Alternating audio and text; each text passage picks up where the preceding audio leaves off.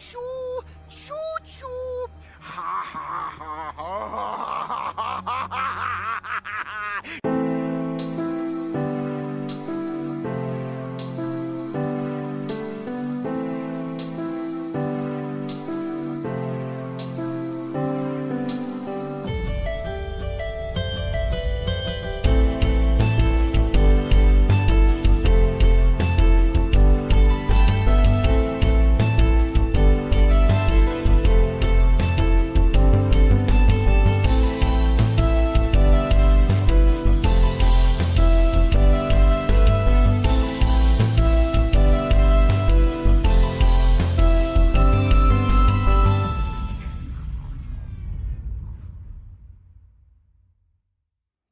And hello, everybody. What is going on? Thank you for tuning in to this Mavcast. Super looking forward to this showcase tomorrow. I hope all of you are as well. I didn't know if I was going live today because it's like, man, been doing a lot of streams. You know, we had State of Play, and then we had our Thursday show. I think I did a Mavcast actually on Wednesday. Then we had a Thursday show. Then we had the Summer Game Fest, and I was like, man, let's have a break until, you know. But nah, I decided to go ahead and do it. Let's go live. I'm too excited for this showcase tomorrow. I thought there's some stuff to talk about as well with Summer Game Fest yesterday, and kind of recapping some of that as well. But yeah, I want to talk just overall in general with the chat and just see how hyped everybody is. I've been seeing all the pictures of everybody out in LA, the community. There's some kind of event today where you've seen a lot of the community out there and getting to mingle and try out some games and getting to meet some of the teams at Xbox and stuff. And it's pretty sick, man. Looking forward to this showcase. Absolutely, I am. I think there's some cool shit that's gonna be there, guys. I really do. I don't know how many big surprises are gonna be or not, but I think there's gonna be some cool shit. But let's say hello to the chat to get things kicked off. Sea Lord of Bravos, what's going on, dude? Hope you're doing well, Sea Lord. Serve, how's it going? Yo, the Future Games Showcase just showed a ton of the Mass Effect clone, and it kind of looked fire. Yeah, that game's been... Is it, God, what's that game called? Exodus, right? Exodus? Yeah, every time I see that game, it looks good. I haven't had a chance to check out the Future Games Show. I had thought about co-streaming it, but we had some things going on earlier today, so it's like, I'll just go live later. But it's cool. I'll check out the Exodus shit and see how it looks. Yo! Ghost Fixer, you rock, bro. Welcome to the Speculators. Choo choo, motherfuckers. Hell yes, sir.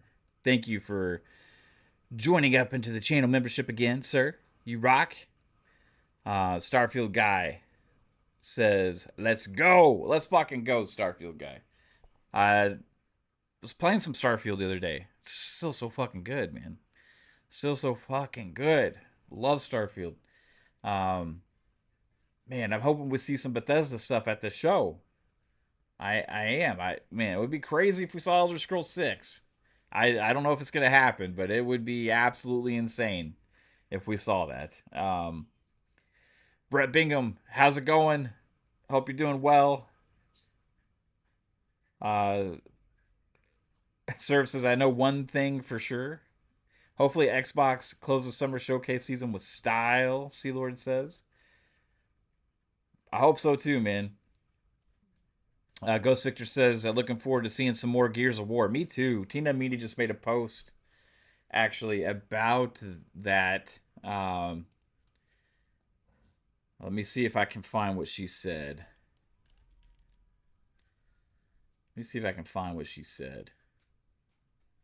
I'm very, very happy with how the Gears Direct came out. Even after 92,645 viewings, through many edits and variations, my team and I still feel entertained when we watch it back.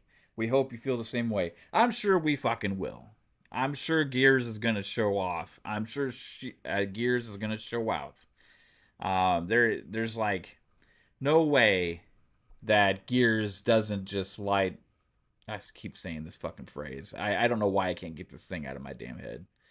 Light everyone's world on fire. Let's go. I really think it's gonna show. I think people are gonna see that Gears direct, and it's gonna be like holy shit moment. I really do. It's gonna blow some fucking minds, everybody. It's gonna blow some minds.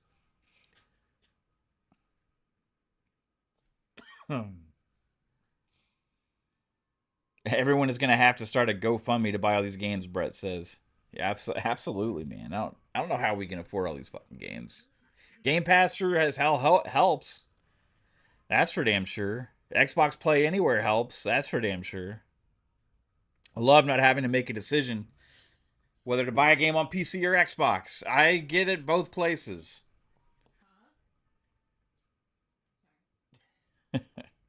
um, Hello, Mac 22TH54. Hope you're doing well. Hope you're doing well, bro. Sith Lord says hello. What's up, Sith Lord? General Spartan says that Exodus gameplay blew my mind. I got to see this Exodus gameplay. What's up, 11 North says what? I'm hype. What's up? I'm hype too, bro. Crispy says, did I hear Gears talk? You sure did, man.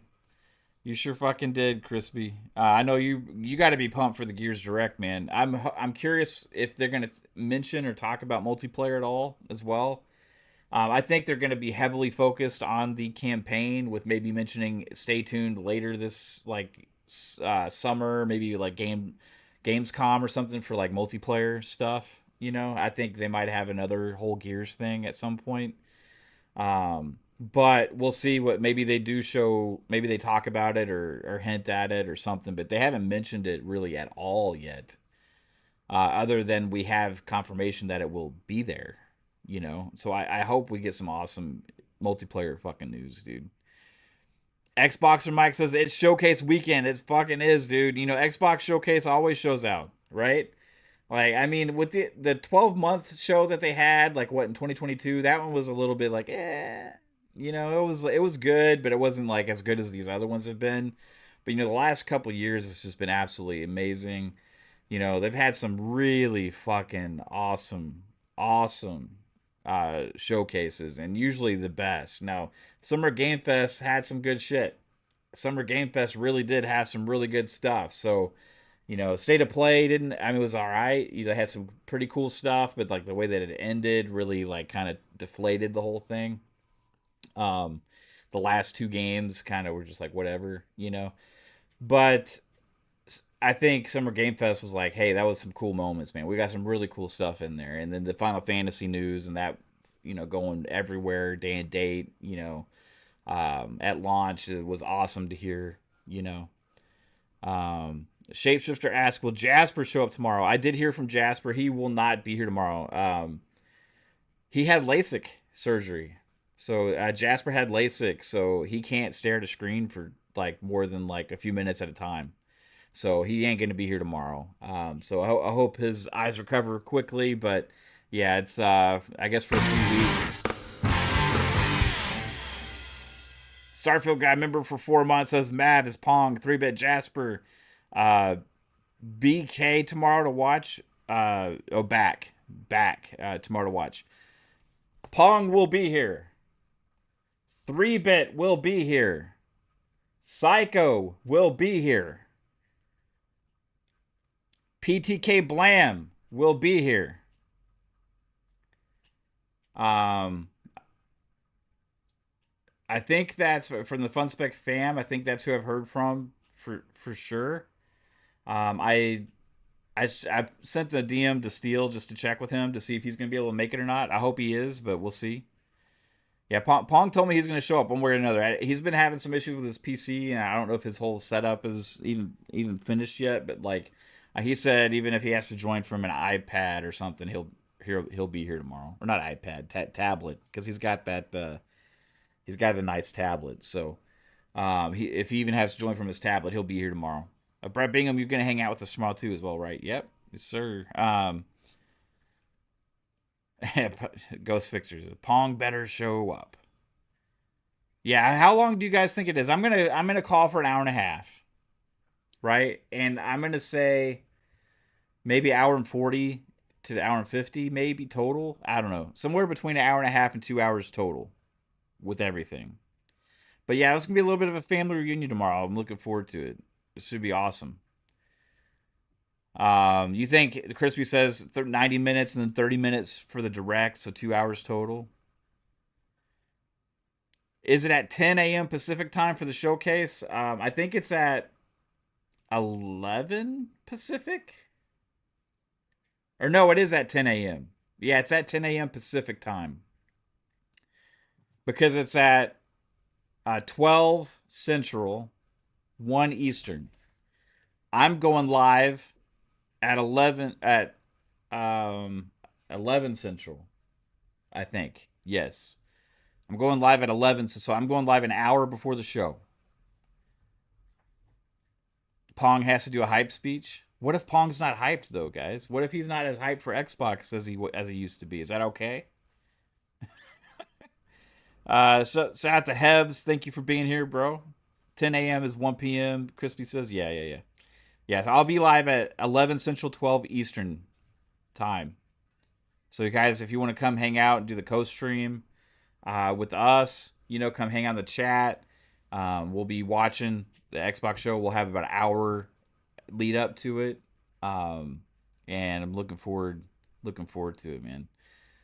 And shout out to the Starfield guy, member for 4 months. Appreciate you being here.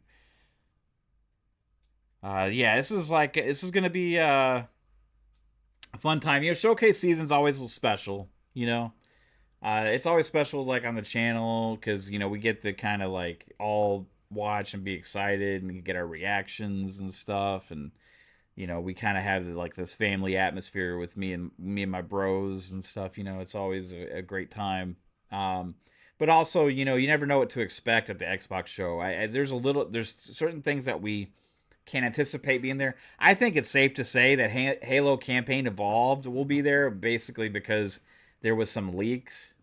They just accidentally leaked a bunch of shit for it, and I think that would be too coincidental that they accidentally just leaked a bunch of stuff right before the Xbox showcase. So I'm sure we can pretty much anticipate Halo Campaign Evolved will be there, and I think it's going to show out.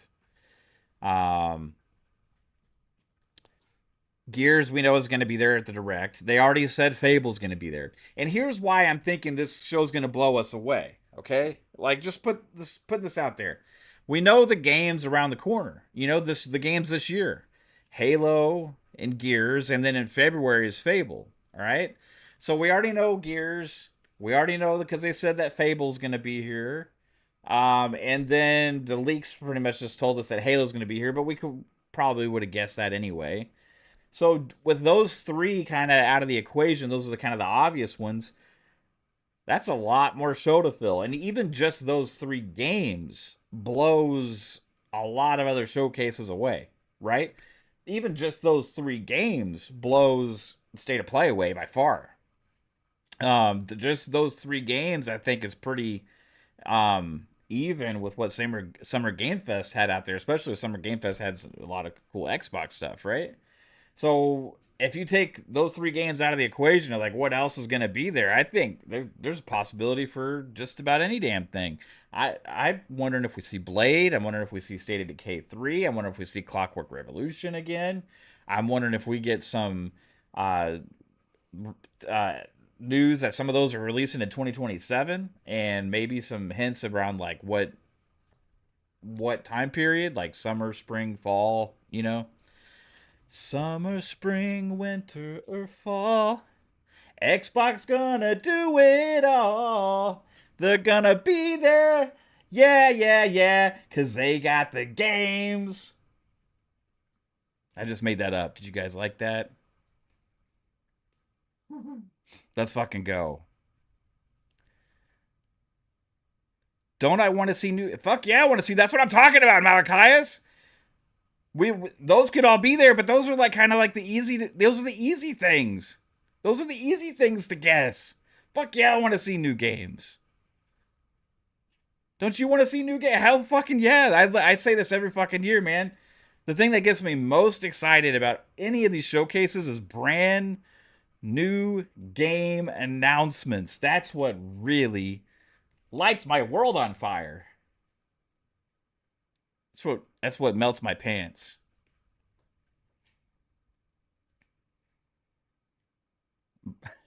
Like there's going to be some surprises, guys. It's going to be some fucking surprises. I mean, these other things are like the easy gimmies. I think if they're surprises, would be cool if the surprises aren't that far away. Wouldn't it be cool if the surprises ain't that unsubscribed because I sang? What the fuck is up with that, Starfield? We're supposed to be Starfield guys together. We're supposed to be Starfield buddies. Cruising around in our Makos. Rolling on dubs.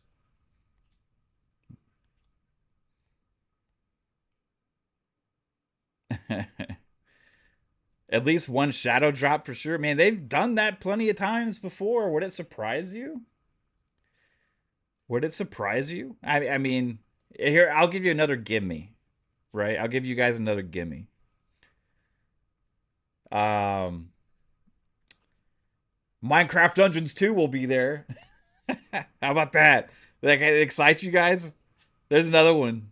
No, I'm kidding. Yeah, that game's probably gonna be fun, but yeah, there's gonna be some cool shit. I'm calling for one massive third party game reveal, right? I'm calling for one big giant first party game announcement as well as all the looks at the other games that we had. Already kind of know about at least one, maybe two. I'm calling for some return to Xbox energy at this show. I'm calling for the 25th anniversary energy at this show.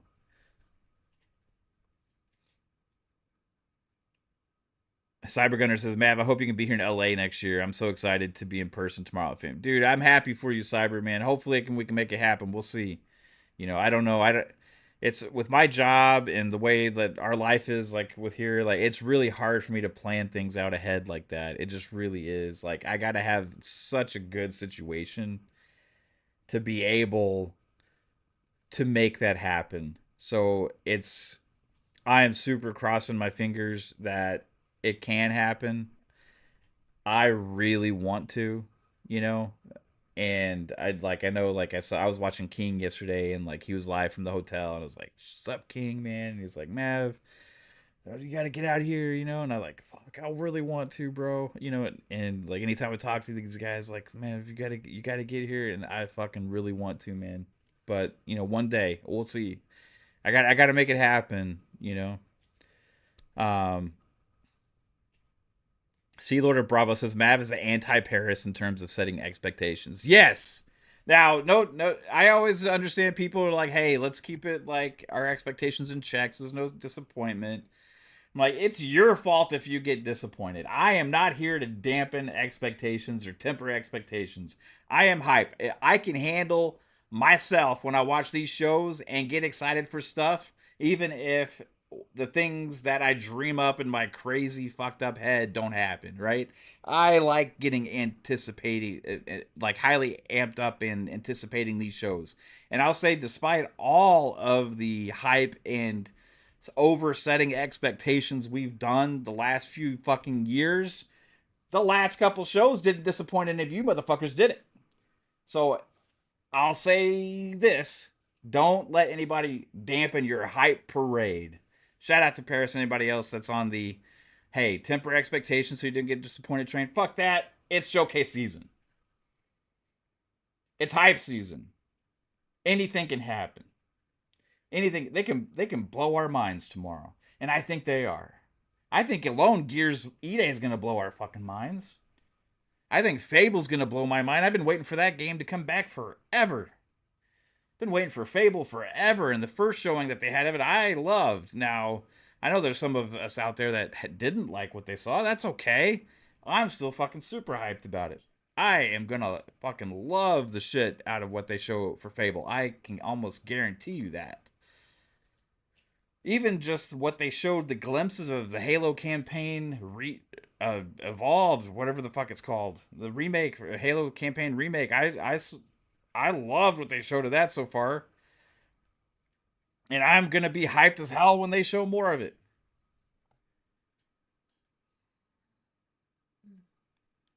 JMO Money says Mav is on camera more than Jenna Jameson in the last 7 days. Do you still watch Jenna Jameson, JMO Money? That's some old ass shit. You got it on DVD? You got it on VHS? You watching Jen? If Jenna Jameson is getting watched that much, that's not hard to say that I'm on camera more than Jenna Jameson these fucking days. I just gotta like wonder what crusty ass old collection you got under your bed. Do you keep a VCR just for Jenna Jameson? Do you keep a VCR in your house, a VHS player? Be kind, rewind that crusty ass shit. Don't forget. She watches it. He watches it backwards. He watches it go back in. Who's Jenna Jameson? Who's Jenna Jameson? Oh, don't worry about it, baby. Don't worry about it. It's just some celebrity from back in the day. Don't worry about it.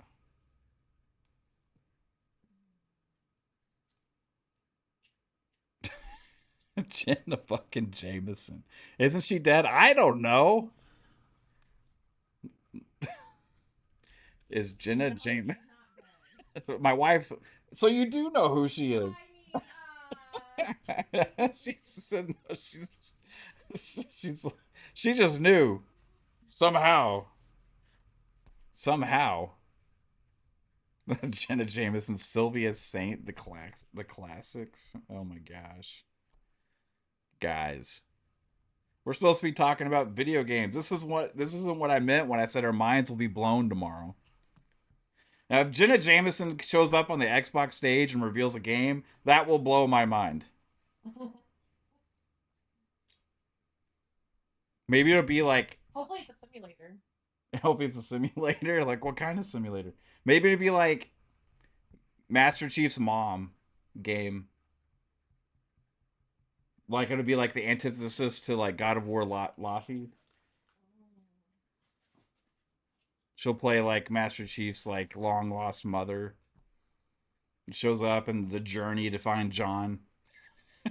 Jenna's journey to find John. Did you know that Master Chief's mother was a porn star?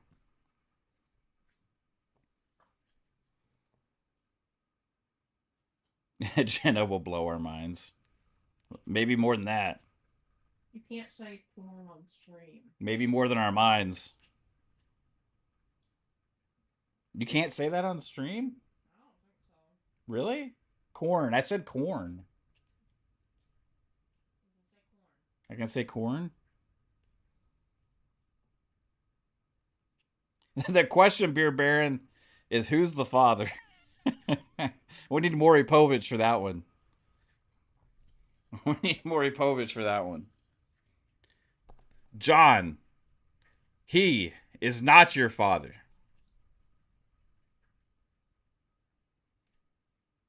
Mrs. Chief.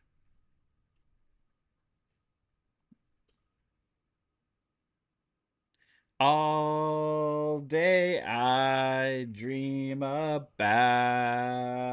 sex. All day I dream about. I'll let you finish the song. Popcorn. That's what I said, Cyber. Get your popcorn ready, folks. It's like TO up in here. Get your popcorn ready. We got showcase season tomorrow. She was in Tony Hawk 4? I don't remember that.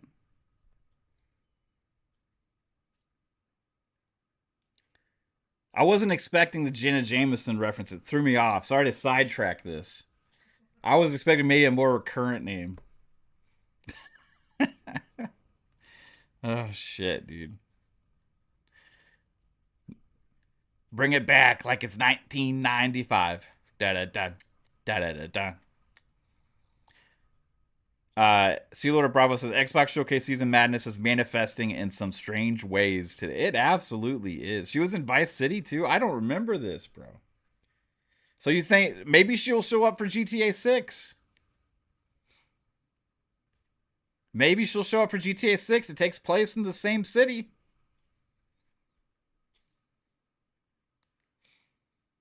Exodus extended gameplay was fire. You guys keep telling me this, so I gotta watch. How long is it though? Like extended gameplay? Like I don't want to sit here for 20 minutes and watch Exodus right now. Maybe I should watch it after. How about the Knicks, by the way? Sidetrack. How about the Knicks? Putting it to the Spurs, taking 2 games in San Antonio. As a Mavs fan, I love to see it. I'm glad Jalen Brunson is out there doing his thing. Now he didn't have the best shooting night last night, but you know the Knicks have made Wemby look not ready for the spotlight yet. You know they made him look not ready for the big moment yet. You know the Knicks are playing together as a really fucking well-oiled machine as a team, tough defense, hitting big shots. Wemby's out there throwing balls off of people's back. Much like Jenna Jameson likes.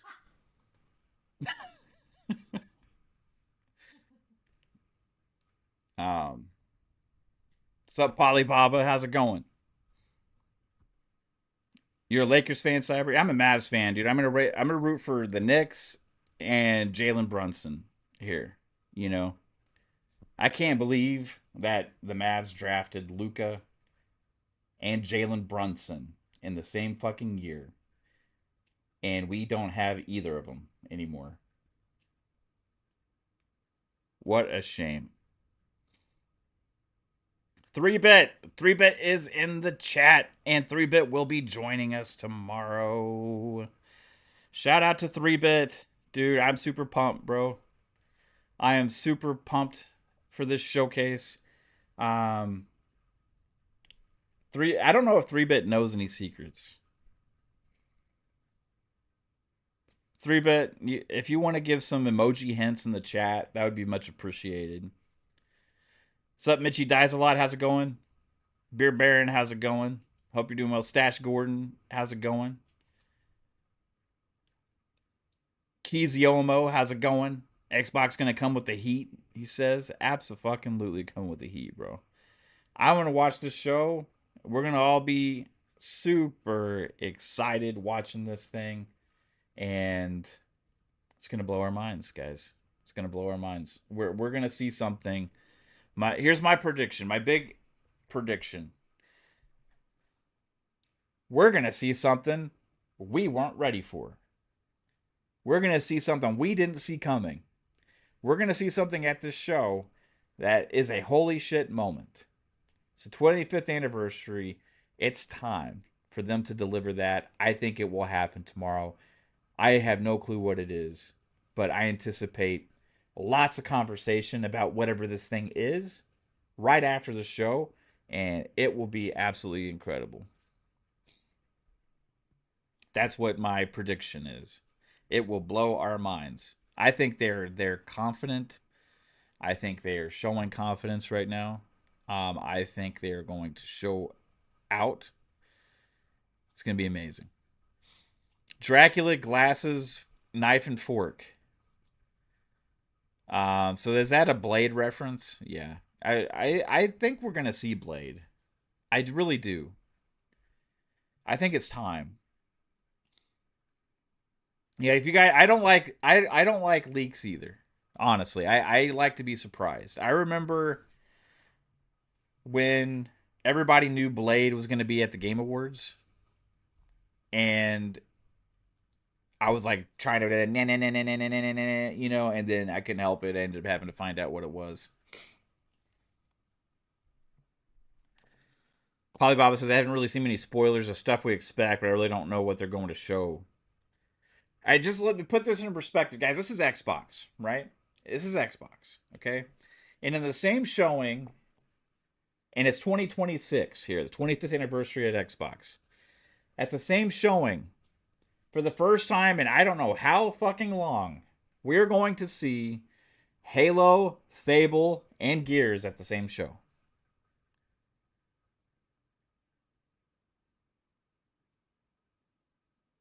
And we just got a new Forza.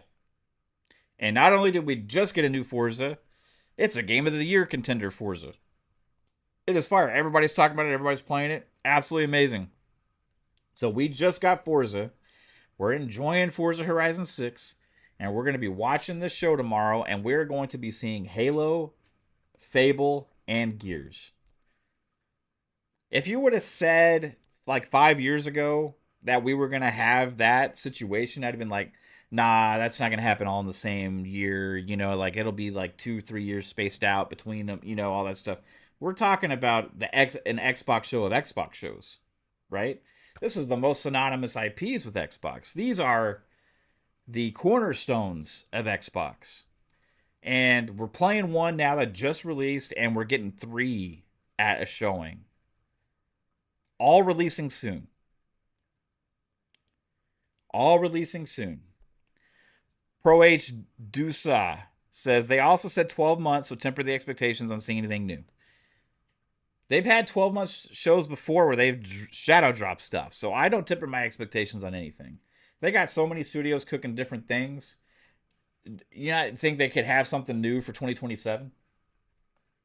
Something we haven't seen yet? I think they absolutely could. And they didn't say that's all was going to be there. They said it was mainly about that. You know, they were saying it's not going to be about Helix. You know, Matt Booty was saying it's not going to be Helix there. You know, and he was saying, you know, they're going to be transparent, you know, on stuff. And that Fable was delayed to 2027, right? So with that in mind, he said also that the show was kind of about, you know, more so about the next 12 months. Doesn't mean it's limited to. Now, maybe they do go in and be like, this show is about the next 12 months, and that's every game we're showing is going to be releasing within 12 months. I don't know if they're going to do that, because last time they did that, it didn't quite work out well for them, because they were only batting about 30% on the games that actually released in the next 12 months. I mean, they had Silksong there, guys, and that just came out last year. You know, and they were about 2 years off on some of those games. I don't think we see that same energy. I think that, yeah, mainly it's going to be about that, but that doesn't mean they can't have some stuff for the future, some new shit to announce. Nobody's raining on my hype train, Sea Lord. Fuck that. We live in the hype life, baby.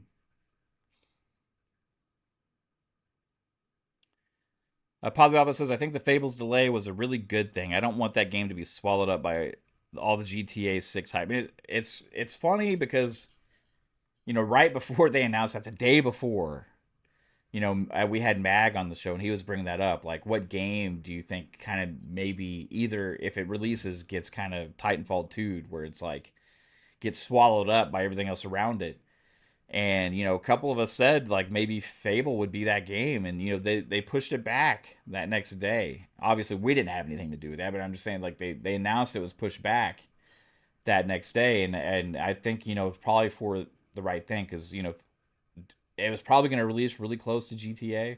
I think they both could have coexisted, but, like, they wanted to have its own limelight, right? They wanted to have its own space. That game's been in development for so long. It's a very crucial game to Playground and that second team and what they've been doing. You know, like I think it would suck for it to come out and just be completely overshadowed by something else. I think if it releases in February, it can share most of the attention. It can have most of the attention at that time. You know, that was, based on the fucking Summer Game Fest, though, 2027 is going to be insane too. 2027 is looking fucking fantastic, guys. Absolutely amazing. Yeah, out of all the games, like Fable's been the one like this generation that's been like kind of one of my most anticipated, been super hyped up. But I understand it. It's still not that far away though. You know, it's not that far away. I can live with it. We'll be playing it in like 8-9 months or so. I can live with that. You know, it's gonna be fine. It gives them more time to polish it up, Gives them more time to make it shine. Add the little bells and whistles.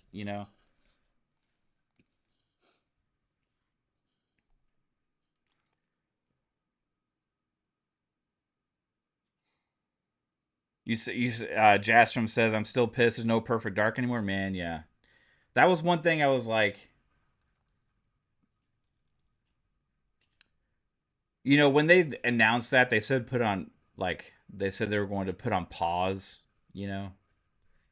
But then, the initiative is like no longer and stuff like that. So I think that I wouldn't say it's impossible for us to never see Perfect Dark again. I think that they've had a lot of work on it. I think that they could get a team to pick it back up if they see the value in it. I think it would be worth it at some point. I think it's something worth visiting. I wouldn't say it's over for Perfect Dark. I think it was a tough call that they made at that time. That and the other game that I think was a big miss that they shut down was Project Blackbird from ZeniMax Online, because that one was getting closer. I think that one was kind of getting close to that like last year of development, and based on the leaks that came out for that game looked like it was going to be sick. I think they missed the boat on a potential insanely popular and good IP with Project Blackbird. But we'll see. Maybe these are things that they revisit. The other thing that they kind of missed on was, winding down and the massive layoffs at Turn 10. Now, Forza Horizon has become such a monster that maybe they don't see as much value in motorsport anymore. But I would always say that motorsport was the was the starting of that franchise. Like Forza Motorsport was the synonymous with Xbox, right? It took on GT, it took on Gran Turismo, and it won. They had so many great releases with Forza Motorsport, and then GT7 came out. GT7's launched a little shaky. They ended up supporting it fantastically over these years. Forza Motorsport launched kind of also like, hey, a little bit of lacking in some areas, but on track it just shines. And I think they had the building blocks of something truly special and amazing, but they weren't capturing the players. They needed a little bit more of that culture in there. They needed a little bit more feeling in it, and all the stuff outside of the track. I hope they revisit that too. Those are my 3 requests. Hey, go back to Perfect Dark, go back to Project Blackbird, and also refortify, your IPs and stuff like that. Hey, go back to Forza Motorsport. You're at 90% completion so far in Starfield. I mean, in fucking Forza Horizon, Starfield guy. Holy shit, bro. Davo says Blackbird is probably very expensive support post launch, and you need to have a base that will keep paying for it. Probably was. I don't know if a pay per subscription separately for that game would have made sense. I think Game Pass subscription should have been fine. But I think it's one that could have drove Game Pass subs if that was a subscription that took you into it.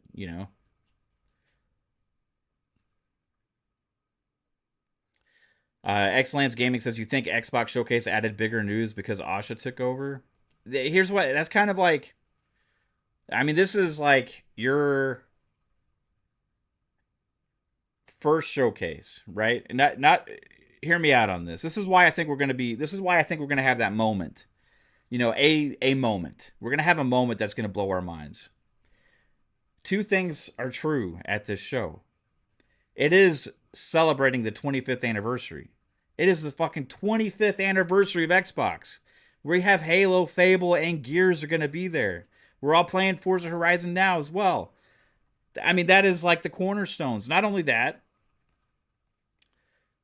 it's 25 years, but this is the first year of a new era. This is the beginning of a new era. Asha's coming in, resetting the business, right? Exclusivity is back on the table, apparently. As she said, as a platform, content, exclusive content and services are important, right? So Like she's in there, she's trying to make a statement, right? And my opinion is, all these little changes that she's done, okay, like the bringing back the green energy, the all caps logo, the little things like the player voice thing, where we have little changes being implemented from that. There's stuff on the console, the boot up screen. There's like all these little things that she's paid attention to, achievements and all this kind of stuff, right? These are like kind of easier, little smaller wins, right? But the former team wasn't doing it, you know. The former team wasn't doing it, but she has been. So she's going there, trying to earn goodwill, trying to earn goodwill, raise a positive sentiment about the brand, make some statements, about action, about return to glory, for Xbox, about bringing that rebel attitude and all that kind of stuff. So that's what she's trying to do right now. And you can do that in many different ways. Now, maybe most of the business model is the same. And I honestly think a lot of the business model is, but there's going to be, I think, some changes within it that she's going to be making. Now, some of those we may not like, some of those we may love. I don't know what's going to happen. But I think at this 25th anniversary show, it's also about ushering in the new era, right? We're celebrating the history of Xbox with some of the most classic IPs Xbox has ever had. But this is a chance to make a statement. This is a chance to come in here and say, here's the games we have, but here's something you didn't expect. Here's something I wanted to be in this show, right? Here's something I thought needed to be here, right? Like, show us something that's going to blow our minds and bring that same energy back that she's been promoting about the brand. I think this is a very important moment to capitalize on positive momentum, an important moment to keep that energy going in a big way. Because you don't want to come in and have all this stuff with the energy and all these things going on, and then you have a show that's like disappointing and kind of boring and just expected. You don't want to have just a show that's like, oh, this is everything we just expected and nothing more. You want to have a statement about, it's not just what has been, it's not just the way it's been. It's about what we're doing now, right? And yeah, these obviously whatever we see will have already been in the works, but showing something that's kind of a statement about new energy, and it comes with new game announcements, right? New game announcements I think will happen here. I don't know how many. I think like at least one brand new game announcement from first party. I'm hoping more than one, but I think at least one. Maybe there's some other kind of partnership game, other kind of deal that they made, right? We know they've been going out making deals. They've been in talks with Netflix, right? They've been in talk. They did that deal with Discord. What if those deals they've been making extends beyond just the services side? What if the deals they've been making also extends into licensing and IPs and stuff like that? Who knows who else they've been talking to? The whole thing about only wanting to focus on the IPs that we own, that was a Phil era thing. That was a Phil Spencer thing. Before Phil, they were doing some of those deals. They were getting exclusive games or doing license deals with things like Tomb Raider, getting timed exclusives, and they had like Titanfall. They had a bunch of stuff that they were doing with third-party partners. And then you go into the whole, we didn't like doing licensed games because they're not our own.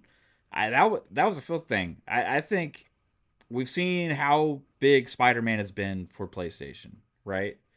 I mean, it's pretty much carried them. Insomniac's carried them. Obviously, Asha said that they're learning about what people do in the industry. I mean, she said that on the interview. So use that as an example. It's not just PlayStation. That like Marvel Ultimate Alliance 3 was exclusive on the Switch. What if the deals that they've been making, content services or services deals like Netflix, Discord, all those other kind of things, what if they extend that into licensed deals for games, right? What if they put some of their studios on some licensed games? What if they ask their studios, hey, do you want to make this kind of game? Do you want to make this kind of game? You know, do you want to make a Star Wars game? Do you want to make a Batman whatever? Or maybe they approach one of these other studios, you know, and like third party and like, hey, yeah, we'll fund this game, you know, we'll fund this game here on Xbox. You never know.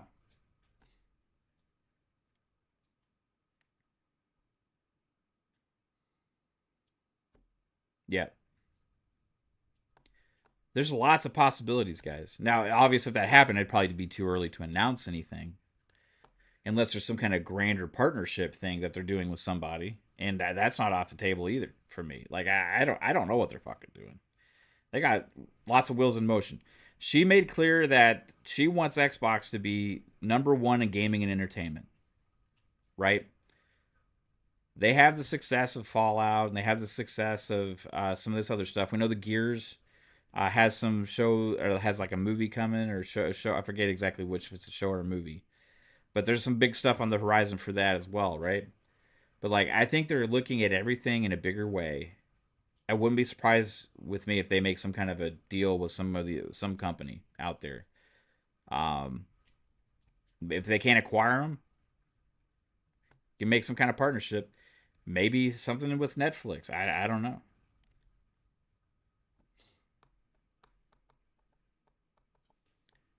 Winter's Shoulder says, I'd love for Activision and Marvel to come to agreement to grant backwards compatibility to people who own disc digital Marvel games, but also resell remaster Ultimate Alliance. They could, man. Like, you know, remember Hasbro was putting stuff out there that we'd love to talk about Transformers, these Transformers games. You know, that was something that was happening like when Phil was in charge still, and Sarah was there. So like, what stuff did they sign up? Nobody expected Ninja Gaiden 4. That was something that Phil worked at, you know, for years to make happen. And it showed up last year out of the blue. What else did he get done there that we haven't seen yet? Who knows? There is stuff that they have that we don't know about. And you were trying to think about, well, you know, like what about just the first party studios? There's only, so many of them. Well, there's a lot of first party studios that are making stuff that we haven't seen yet. There's a lot of first party studios making stuff that we haven't seen yet and we don't know what it is. Right? But there's also potential of third party partnership deals. Ninja Gaiden 4 was a first party published game made by Platinum Games.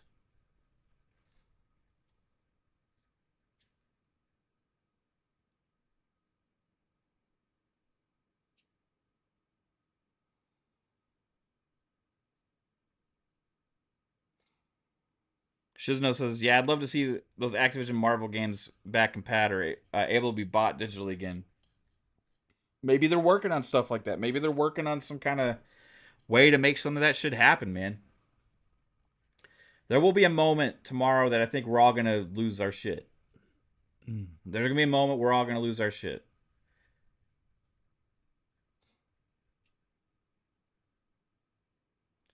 Jax82 with a $2 super chat, bro. Appreciate you. Says Mav, what are you hope to see at Xbox Showcase?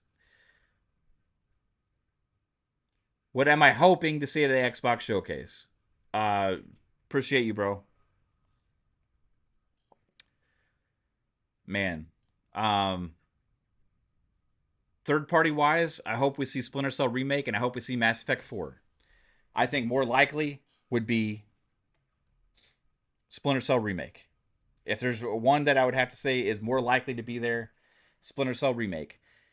However, that game always disappoints me. It never shows up anywhere. Splinter Cells is like one of those things that just like is always supposedly being worked on and then never fucking shows up, right? So will it happen? I don't know. But I'm hoping for third party stuff, Splinter Cell Remake or Mass Effect 4. Beyond that,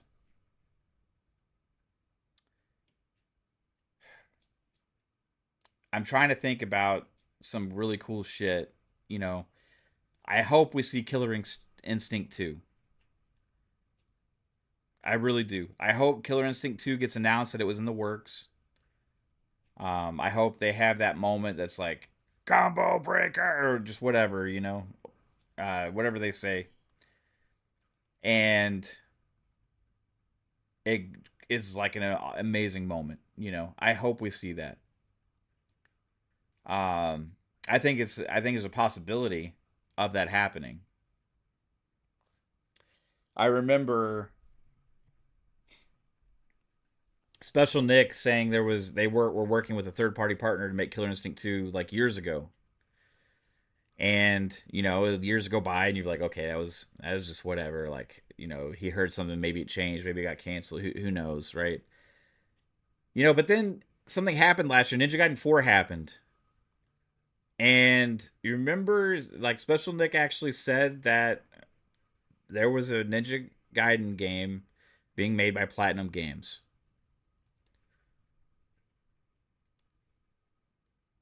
And that is so random. He called that out years ago.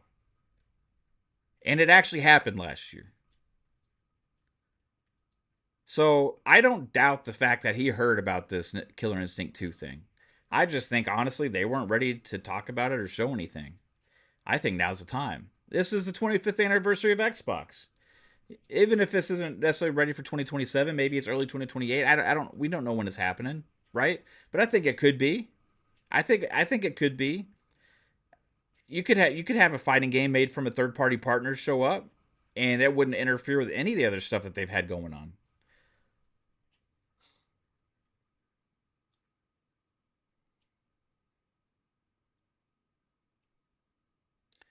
Michael Squires says this show is only about the next 12 months. They didn't say only. It could be only, but he didn't say that. So majority of the games we want at the show won't be. So, like, what games do you want to be at the show that aren't within the next 12 months? Because as far as pipeline release-wise goes, right now, we know Fable, Gears, and Halo, right? And Blade. State of Decay 3. Those are kind of some of the biggest ones, right? I mean, Elder Scrolls 6, obviously. Yeah, that one's probably not next year. I mean, I wouldn't say it's impossible for it to be next year, but it's probably not.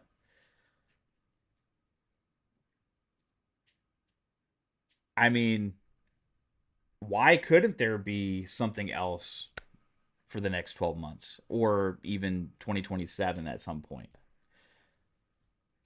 Why couldn't there be something else? Clockwork Revolution was probably 2027 as well, so we know about that one. But why couldn't we see new game announcements for 2027? Michael Squire says, Blade, Wolfenstein 3, Elder Scrolls 6, OD, none of these will be at the show. Are you sure that Blade isn't potentially releasing in 2027? Are we sure that OD isn't potentially releasing in 2027? Are we sure that there's not some other project from Machine Games that could be releasing in 2027? I wouldn't say I'm 100% no on any of those things. I mean, I wasn't expecting Final Fantasy VII Revelation to be 2027. And we just learned about that. We knew it was eventually coming. But I figured when it was announced, it was going to be further away. But it's fucking spring of next year. Spring of next year. They're holding on to that in spring of next fucking year, baby. There's no reason why they couldn't have some surprise games or some of these other games show up we get a date for 2027. I'm not saying it's going to happen, but I wouldn't say it's impossible. I would say it could happen.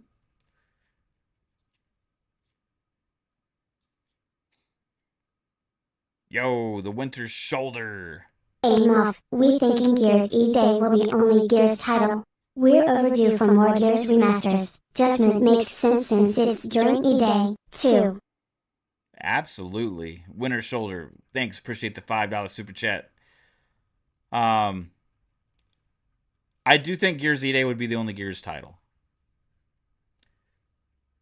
I mean, it's possible not, but I do think Gears Ide is probably the only Gears title there. Because they just had Reloaded, you know. I mean, they could announce that, they could say something like we're working on remakes, of 2 and 3. That would be cool. But I do think Gears Ide is probably the only Gears thing. That voice pierced your very soul. I appreciate the super chat, Winter Shoulder. If we don't, Xlands Gaming says, if we don't see that Fallout remake, then it's not real. That's another one, man. Like, that's another one. The Oblivion remaster hit last year. It was fire. It did really well. Been so many rumors that the Fallout 3 remake has been happening. Does it show up? I think it's a possibility. I think there should be something Fallout there, man. That's one of their biggest things now, right? It would be almost like a travesty for Fallout not to be there in some way. And I mean more so than just Fallout 76 content. Right? Michael Squire says Fallout Remaster would be a shadow drop. What if that is the shadow drop tomorrow? Would y'all be like, I mean, that could be a moment, That could be a thing. It absolutely could be. You weren't expecting that voice? It pierced through your soul? That's the super chat assistant.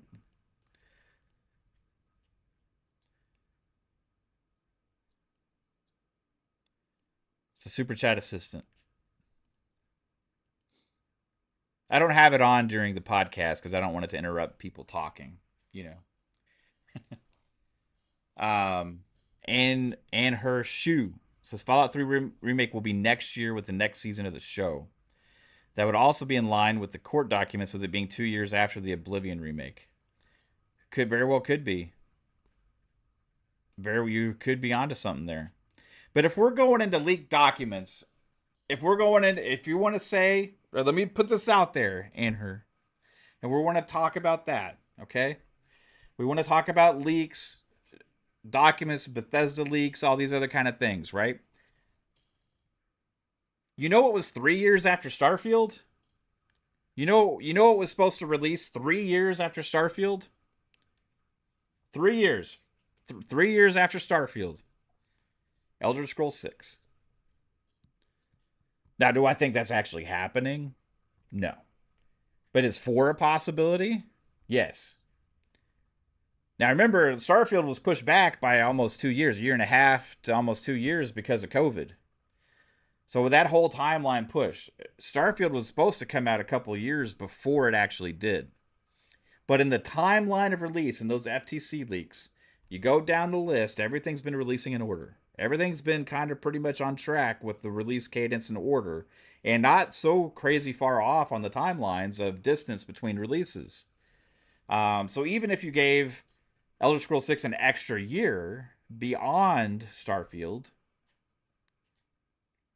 than what is originally anticipated beyond Starfield, then you're talking 4 years after instead of 3. So that would mean 2027 instead of 2026.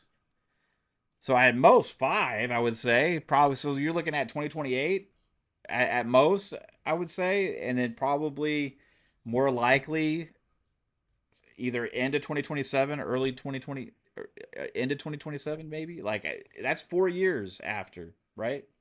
Starfield. That's a whole extra year of development than originally anticipated. So maybe they do make it a launch title, and they're going to kind of hold on to that with Helix. It is possible too. So that maybe the launch could be determined on when Helix comes out, because they're going to maybe want to take advantage of that power. Choo choo, motherfuckers. Lotus Esprit just sent a gifted membership to the community. Appreciate you, Lotus. As always, you fucking rock. All of you rock. Thank you for being here.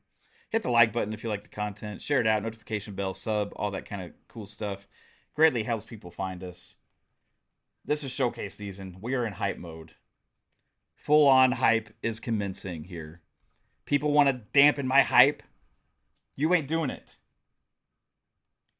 If you try and come in here and dampen my hype by trying to say my expectations are out of whack, I'll tell you what, these are not expectations.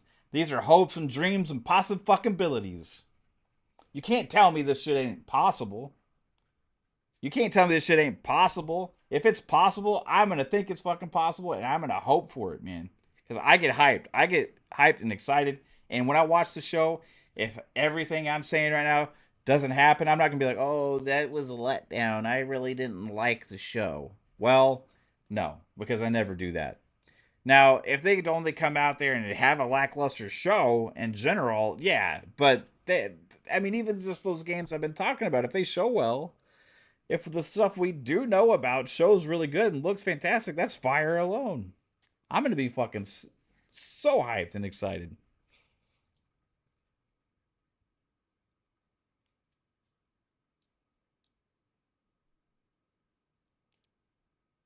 Winter Shoulder says, I haven't seen Pong in a while. Is he okay? Come tomorrow, Winter Shoulder, for our co-stream. And you will see a Pong Soul. A Pong Soul will be here. Pong Soul will be here tomorrow. The return of the Pong. 3-Bit will be here. Psycho will be here. PTK Blam will be here.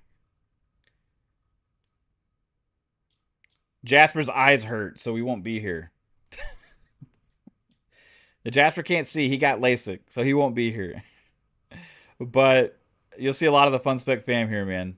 And I'm looking forward to it. It's going to be a nice little family reunion. Nice little family reunion.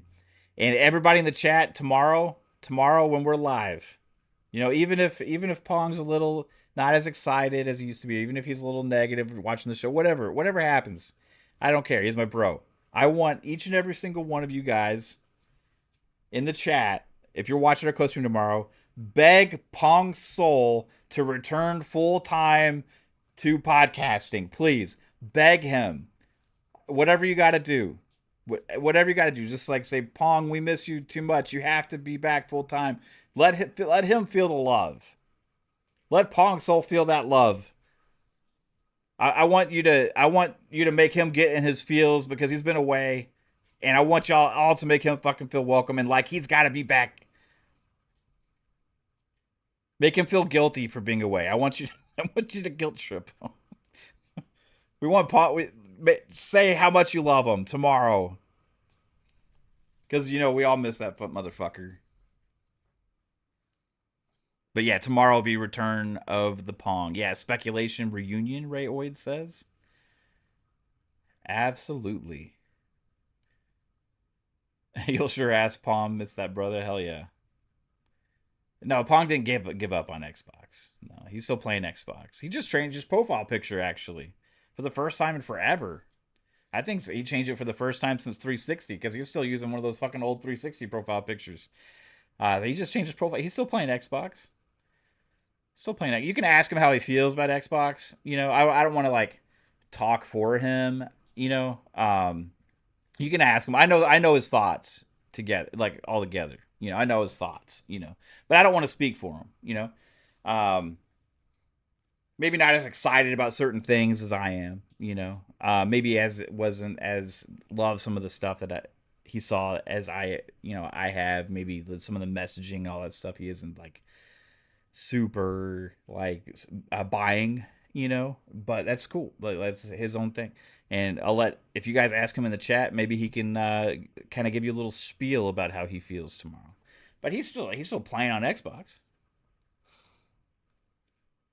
Trucknet says this is Xbox 25th anniversary. I want a Jade Empire remake announcement. Damn it! Hell, fuck yes, dude. I was calling for Mass Effect 4, but Jade Empire would be just as cool, if not cooler. Absolutely. Speculators mount up. Yo, what's up, Black Card A? How's it going?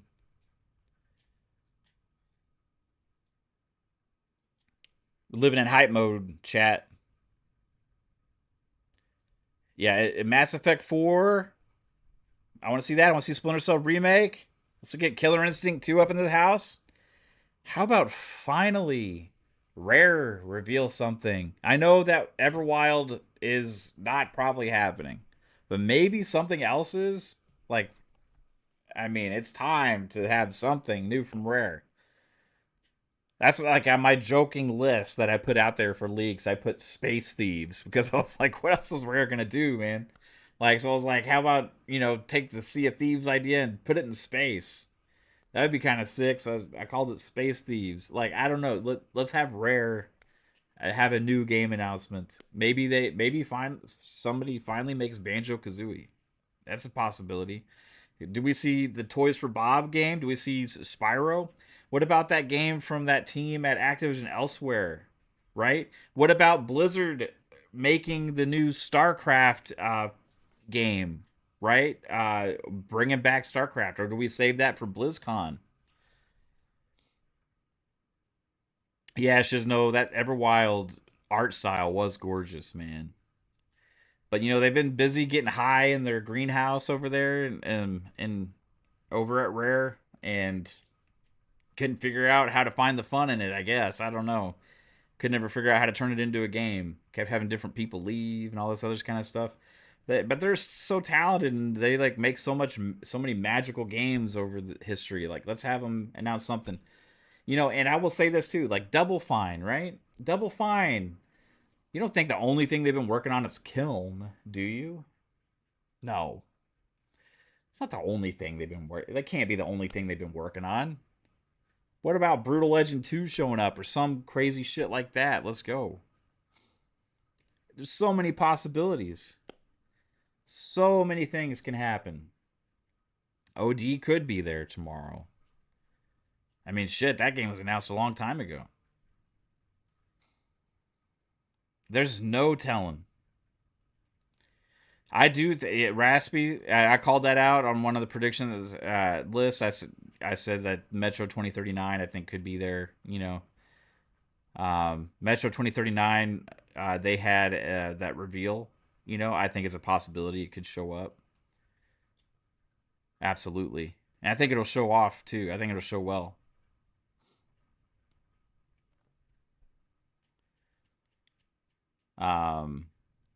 What was the other game that you were just talking about?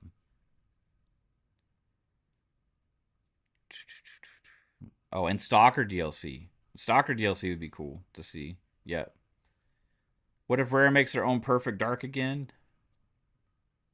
Instead, like a twist. Hey, no longer do we have this Crystal Dynamics / the Initiative Perfect Dark, but it's a Rare Perfect Dark. That'd be crazy. That'd be a twist. That'd be a twist no one would see coming. That's for damn sure. Yeah, I said the Elsewhere Entertainment game a little bit ago. Who knows, man? Could show up. What if there's another Halo project that shows up that's not even the mainline Halo, right? Halo Studios has multiple Halo projects in the works. That means they probably have multiple partners they've been working with. We know that Certain Affinity has been one of them because they were already working on stuff going back for years on some kind of game that was more of a multiplayer focused experience, right? So what happens with that? Remember, just was it like a year or two ago that the project they were working on was the biggest project they've ever worked on, and they had the whole reveal of their like studio, and it was like all this Halo shit in there, like hey, who knows? Certain Affinity's Halo project could end up showing up out of nowhere. Maybe it's been finding different forms, right, in the background, and they've been working on it and finally came to the conclusion what it's going to be. Could happen. Who knows? If we get the next mainline Halo game announcement, that'd be sick. I mean, that's one of those dream scenarios, right? I think that'll send shockwaves. Quake. People talk about Wolfenstein 3, but what if Quake is their next big game over there at Machine Games? Or id? I mean, id, not Machine Games. But what if Machine Games could do it? You know, like, I don't know. You could have either. You could have id or Machine Games, but also you have Dune. Doom could have some expansion content, some extra content announced for it. They usually do, right? Quake would be sick, guys.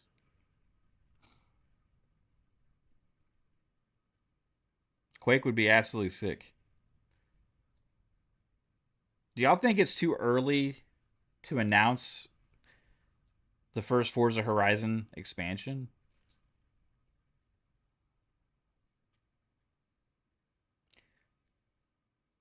Like, what if there was something that was coming like this holiday?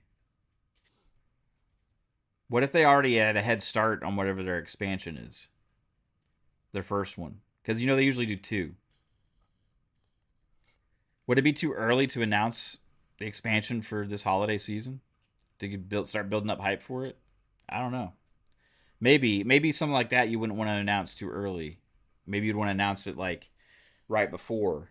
And maybe more than likely it's something that launches next year, next summer, as opposed to like this holiday. But I don't know.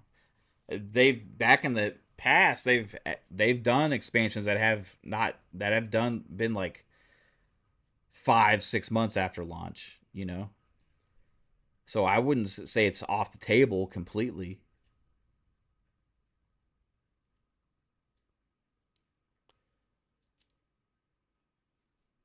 They need Godzilla. Yeah, Quake comeback would be huge. Now, but do you save that for QuakeCon? Right? That's the question. Like some of these things, right? Like in my mind, I'm like, okay. Remember, Xbox has multiple different avenues now to showcase things because they have their dev directs, right? They have the showcase. You know, they have QuakeCon. They have BlizzCon. They have Gamescom. They have Tokyo Game Show. You know? So Blizzard news and Blizzard big announcements, they may say we're going to hold this off for BlizzCon for Blizzard, you know, for their show. QuakeCon, they may hold off big announcements for their own thing. Now, QuakeCon isn't necessarily known for their shows. They're known for just being a community event, but they have been known to tease things to the attendees. The first time I think they showed Doom, it was either Doom 2016 or Doom Eternal. I can't remember which one. But when that game was revealed, they revealed it first to the attendees at QuakeCon. And then everybody else found out about it. Even something like Killer Instinct 2. Do you save that for the big what's the big fighting game expo called? What's the big fucking fighting game event called? I forget off the top. I'm having my brain's melted. You could sometimes big fighting game announcements happen at those events, you know. One thing I think is safe to say is going to be here as well, because when they had the Call of Duty reveal event trailer and stuff, they said June 7th for DMZ, which is the extraction shooter mode. I do think we see Call of Duty 4 DMZ at the showcase. Evo, thank you. Fuck. Yeah, Evo. Yeah, like you could save like Killer Instinct 2 for something like Evo. I think they should do it at their show, but I'm saying if you don't see certain things at certain places doesn't mean it's not necessarily happening. They've been known more lately to have things show up at different places, right? Personally, I think they should just lay it all out there and fucking reveal like the next like 2 years pipeline at their show and just fucking show us and kill us, you know?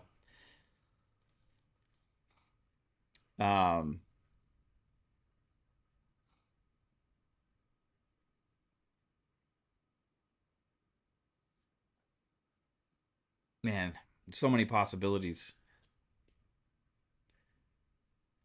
To be honest, unless they're going to really push it hard as a sports title, why are you even going to bring it back?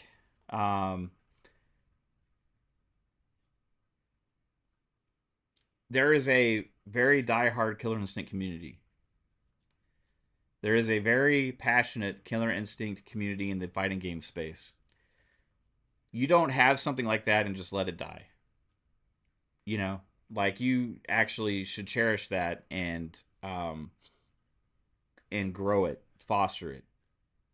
I think they missed the boat on how they released the original Killer Instinct. Now remember that came out at a time when Xbox was kind of like they only had a few studios. You know, they were trying to get different partners. They brought in the partner that made the game. Then that team got bought by Amazon, and so then they had to bring in another team to continue support on it. Killer Instinct was a fire game that many people were loving, but the way they had to release it with limited content that they were bringing out like stuff in seasons and stuff, then plus what happened with the studio being leaving and then a new studio taking over with Iron Galaxy, like the whole thing kind of didn't happen as well as it could happen today. You know, Xbox has so much more at its disposal. It's such a bigger part of Microsoft. Under the last 5 years, they had been doing a lot more investment into things. You know, or last I would say last since 2018 up until 2024, really. You know, that 6 year period is when this really would have kickstarted, you know? And you had a bit of a lull here with new investments, mainly just because of how the games industry is going right now. So you have more like tougher decisions and streamlining, I think, going the last couple years. But before that, there's a lot of investments. And I think where the place that this was when they would have kickstarted this project, it would be more about making it a big deal. You know, it would be more about investing in it so hardcore. Remember, a lot of people thought like racing games are only for a niche genre, but look at Forza Horizon 6. You see stuff like Street Fighter 6 like at the Keeleys all the time, and there's big announcements that happen. And yeah, it's a multi-million seller. You know, Mortal Kombat is a massive seller, every single one that releases. So the fighting game community can be very large, and Killer Instinct is one of the most historic and predominant franchises in fighting games.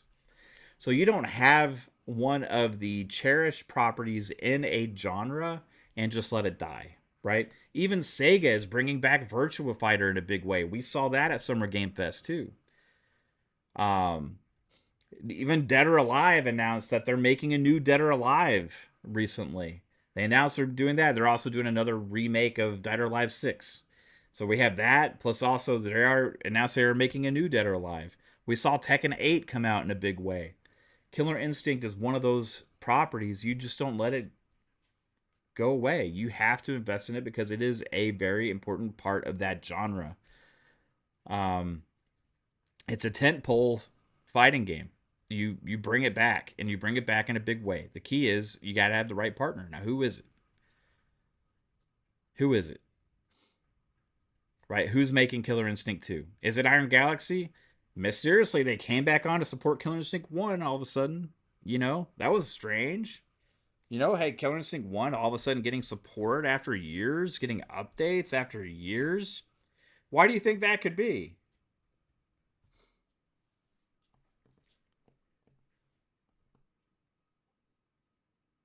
Sup, Dave? Hope you're doing well, bro. Fighting games have a huge place in the industry. Absolutely. Yeah, they got to do it right. And I think they do it big. You have a full release of a bigger roster. You tie in a lot of the Xbox properties with all these different studios that they have now. You got so much stuff you can do. You can bring in some outside properties as well. You can have a game that can really be an identifier of the Xbox brand. You can have a fighting game come in and represent Xbox in a massive fucking way. And I think that's one of the reasons you bring back Killer Instinct in a big way. Absolutely.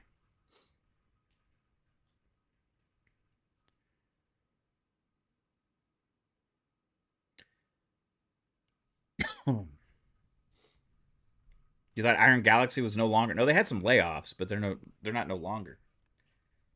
Iron Galaxy. one of the largest independent video game companies in the world, with offices in Chicago, Orlando, and Nashville. They've had some layoffs in recent years, as many of the industry has.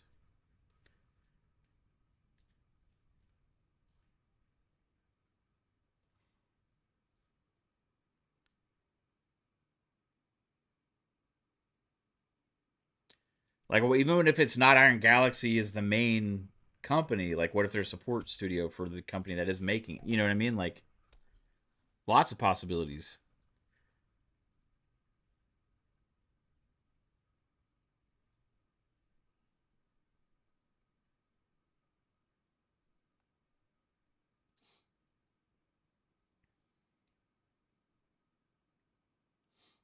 Sergeant Sentinel says, I looked into Asha Sharma, how she came up professionally, where she really learned a lot of stuff. It was her upbringing, where she had a mother, no father around, that really made her focused and dedicated.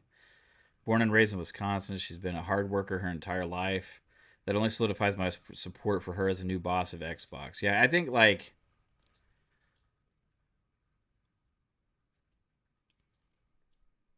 you can tell she means business. You know what I mean? Like, you don't raise to the ranks as fast as she has in different places, and unless you're damn good at what you do.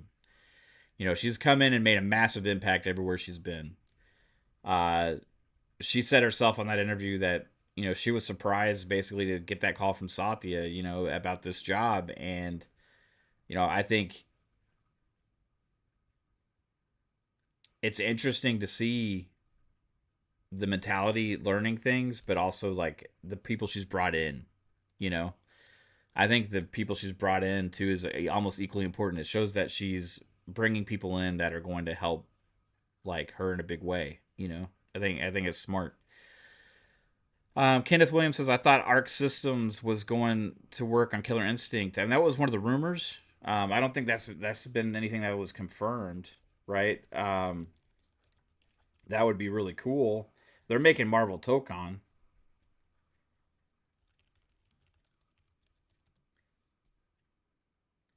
But yeah, there's nothing officially announced with them. Now, would it be cool? Yeah, I don't know. It would be pretty cool, but it's not necessarily like their style of game. It's also been rumored that NetherRealm and Ed Boon could be doing something with Killer Instinct, which would be crazy. There was also a rumor that Bandai Namco was going to be a partner on Killer Instinct, which would be interesting as well. Like, there's lots of possibilities here, guys. Like, we don't know. It's probably possible Iron Galaxy, Bandai Namco, Arc System Works, sure. Then you also have like NetherRealm, that's his name out there. Ed Boon refuses to let those rumors die by keep tweeting about Killer Instinct.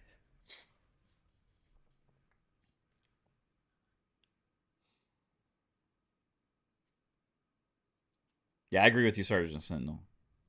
Sub Game Walk Bandit. I'm pumped to see actual Fable gameplay. Yeah, did you see the last Fable? The shit that they showed us, it looked pretty good. But yeah, we see just like, hey, here's like a section from Fable, and they just show it. Like, I'm super excited to see Fable, man. Like, it's one of my games I've been wanting to come back. I was devastated when Lionhead Studios got shut down. Because I knew, oh, there goes Fable. And if it does come back, how is it going to come back? Because like Lionhead was Lionhead. Who else is going to make Fable? It was announced Playground was going to make it. I'm like, holy shit, that's crazy. But it's like, in a weird way, it kind of makes sense. And they started, teasing stuff, the trailers, and they brought in a bunch of people, a lot of people from the former Fable teams and stuff. And, I heard lots of good things from about it, like, and then we actually see it for the first time at the direct, and I was like, oh fuck yeah, I'm all in on this shit. It's the thing with classic IP revivals, you're not going to make everybody happy, right? I'm sure that there's going to be people that only love certain things about the former Fables or whatever, that are just not going to be in love with whatever they do, because it's going to be different. It will be different than the old Fables, but I think they captured the spirit, right? I think like they captured the spirit. I think they captured like the heart of it. And that's the most important thing when it comes to this stuff. When it comes to these IP revivals. Crispy says, I'm the only one live gonna show this out because all these other motherfuckers are in LA, man. They're all hanging out together, shooting the shit with each other and getting to try new games and meet people and stuff. I'm super jealous of all these guys. I hope they're having a blast. But yeah, all the everybody's in LA, man. Everybody's in LA. But yeah, appreciate it. Share it out. Share it out. Notification bell, sub. Get hype with me. Get hype. They're gonna blow our fucking minds tomorrow, chat. It's gonna happen. There will be one thing there that we will not have been able to predict or see coming. That's my prediction. What is it? I don't know. I have no fucking clue. I'm not an insider. I don't know shit. But I do have a feeling. I have a gut instinct.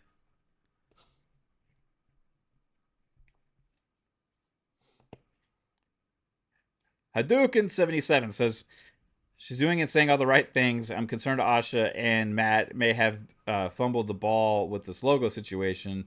They may have underestimated the backlash it's going to cause. Yeah, it's going to be interesting. Now, I will say, because I called that out too. I think it was an easy thing to avoid, right? However, it's going to blow over. It's not going to end up being the big deal at the end of the day. But I will say, to that point, what if, just hear me out, logo gate happens. We're all saying like, hey, you can't have multi-platform logos at your show, all this stuff like I was saying and everything, right? But what if a couple of these games show up, right? And let's say a big new game reveal, or like, Gears or something, right? Let's just say, what happens to the mindset of everybody who's really disappointed and upset about that if we only see Xbox logos on those games, right? Then at that point, the whole transparency thing that we're all kind of like annoyed with Microsoft, and you got to be competitive spirit, bring the energy. If that happens, that whole thing's gonna flip. I'm telling you right now. If you see some crazy shit like Elder Scrolls 6 show up and only have the Xbox logos on it, or in Gears and only have the Xbox logos, or some other massive new game announcement up there and it only have the Xbox logos, when other stuff earlier had the PlayStation logos, like you have Fable and it has the PlayStation logos, like, okay, it's already been announced. Yeah, let's say you have Halo Campaign Evolved. Yeah, it has the PlayStation logo. It's already been announced. But then what if Gears E-Day shows up and it doesn't? And then like they actually mindfuck us all and show Elder Scrolls 6 and it doesn't. And then some other mind-blowing reveal shows up and it doesn't. And they only have Xbox logos. The community will explode. I don't know if that would happen. Right? I'm not saying that's going to happen, right? Like, I'm not saying that's going to happen at all. I have no fucking clue what's going to happen. But I'm just saying, in a weird twist where, like, even me and a lot of people have been critical over that whole logo thing, is saying it's a easy thing to avoid, that kind of rake. This was kind of like the first little misstep. And it was weird how they did it, because you have a little show just to pretty much get it out there, knowing that it's going to be an issue. And then, yeah, the thing you knew was going to be an issue is an issue. So then you come out and be like, hey, we're, this was a miss. I own it. It was just, the whole situation was a little awkward to me. So it was a miss, right? But if something like that happened, what I was talking about with like those games, this whole thing would completely flip on its head and everybody would be like, holy fucking shit. I love transparency right now because you'll have a lot of people that are crying for the exclusives to come back, just celebrating, running through the streets, ripping their shirts off, and saying Xbox is fucking back, baby. That's like that would be crazy. I don't care either way, honestly. Like what games go other places because as long as I get to play my games on my Xbox and my PC, I'm fucking happy, right? But I honestly want that to happen just to see the fucking reaction on social media and Twitter. I want to see the blow up. I want to see the craziness ensue. I want to see Elder Scrolls 6 show up, which nobody expects to happen. I think it's an extreme long shot for something like that to happen also. I want to see Elder Scrolls 6 show up and show it only the Xbox logos at the end of it. Just to see what fucking happens on Twitter, bro. That would be insane. That would be insane. You know how many people would be so pissed off and how many people would also be jumping for joy? It would be nuts, man. Uh, I want to see the bitterness from the games media about it. I want to see chaos ensue. So, for that reason, I want to see it happen. Only for the pure spectacle of it.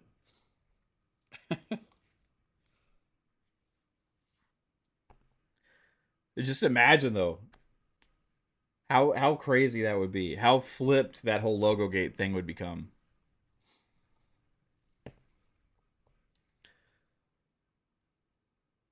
I mean, it would be nuts, bro.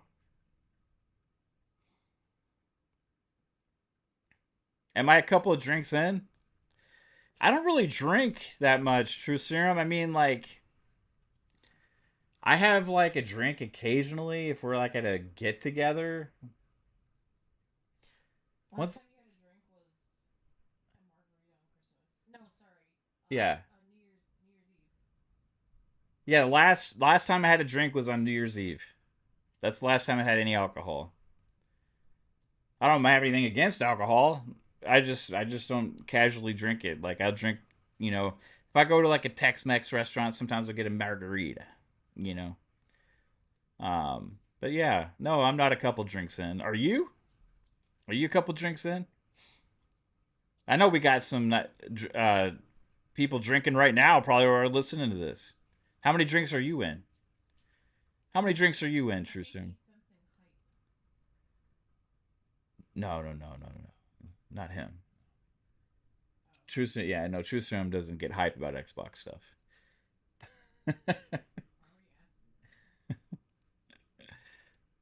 You had some drinks, yeah. Um, Dr. Dinglenut says last time I had a drink was 3 minutes ago. Fuck yeah, bro. Let's go. I got some Taco Bell Pepsi. I'm still finishing from a couple hours ago. Bobby Singh says you're a couple blunts in. Hey, enjoy that shit. Enjoy. You stopped drinking, got too crazy when I did it.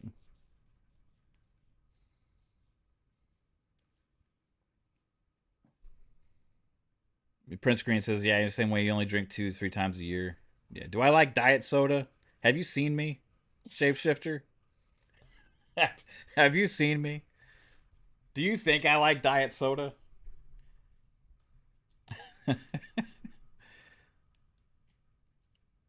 um, the answer to that would be no. I do love my ass some sweet tea and some Dr. Pepper and some Coke and some Big Red, root beer, water. I do like water. A Gatorade.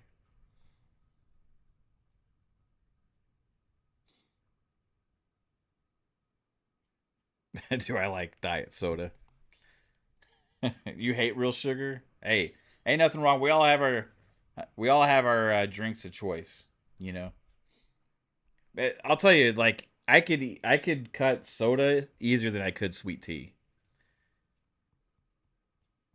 I could cut soda easier than I could sweet tea. There was a time when I actually stopped drinking soda mainly for a little while, but I couldn't cut sweet tea, bro. I just when I did that, I just realized how much more sweet tea I was drinking, and that's probably not. That's probably actually worse. I don't know.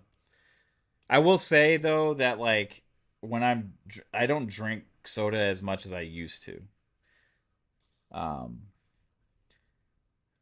like You can't even drink like a y- normal can anymore. yeah, I can't even finish like a can of soda anymore when I drink one or like you know what my favorite thing is actually when I get soda is the 12-ounce bottles instead of the 20-ounce bottles because the 20-ounce bottle I ain't fucking making a dent in that thing, but the 12-ounce bottles because like I could if I want I could drink half of it and I don't feel like I'm wasting a lot, and or if I want to screw it the top on and put it back in the fridge, you know.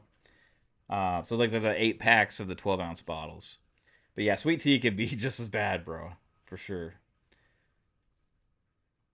Your buddy's dentist made him stop drinking sweet tea. Yeah, yeah. The energy drinks. Now I gotta say something for all the people out there that will call out people for drinking soda and sweet tea and stuff, and you're sitting there just fucking downing Monster energy drinks all fucking day. That shit is like just as bad, if not way worse for you. So if you're an energy drink lover and that's what you do and just drink that shit, it's like fucking gasoline, man. You drinking that shit? Don't call out people drinking soda and sweet tea. Yo, Moff, just want to publicly apologize to you. I was in my feels. I've been with Xbox since your day one and I just want the brands better. I want the fans to do better as well. I apologize to you. yo, Ferg Brizzle, appreciate the $10 super chat, bro.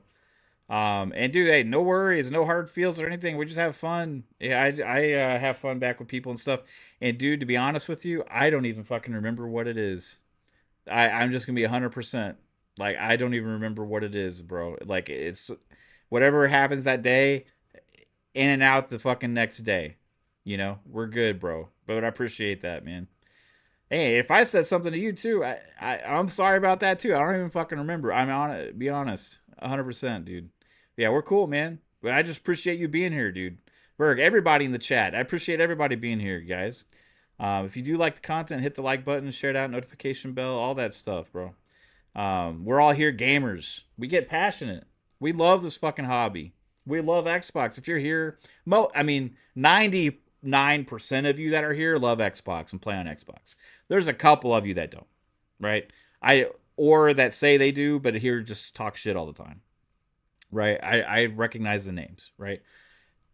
Most of you guys absolutely fucking love Xbox and or love the hobby and you love where you game, and I don't care if you fucking game wherever platform you love.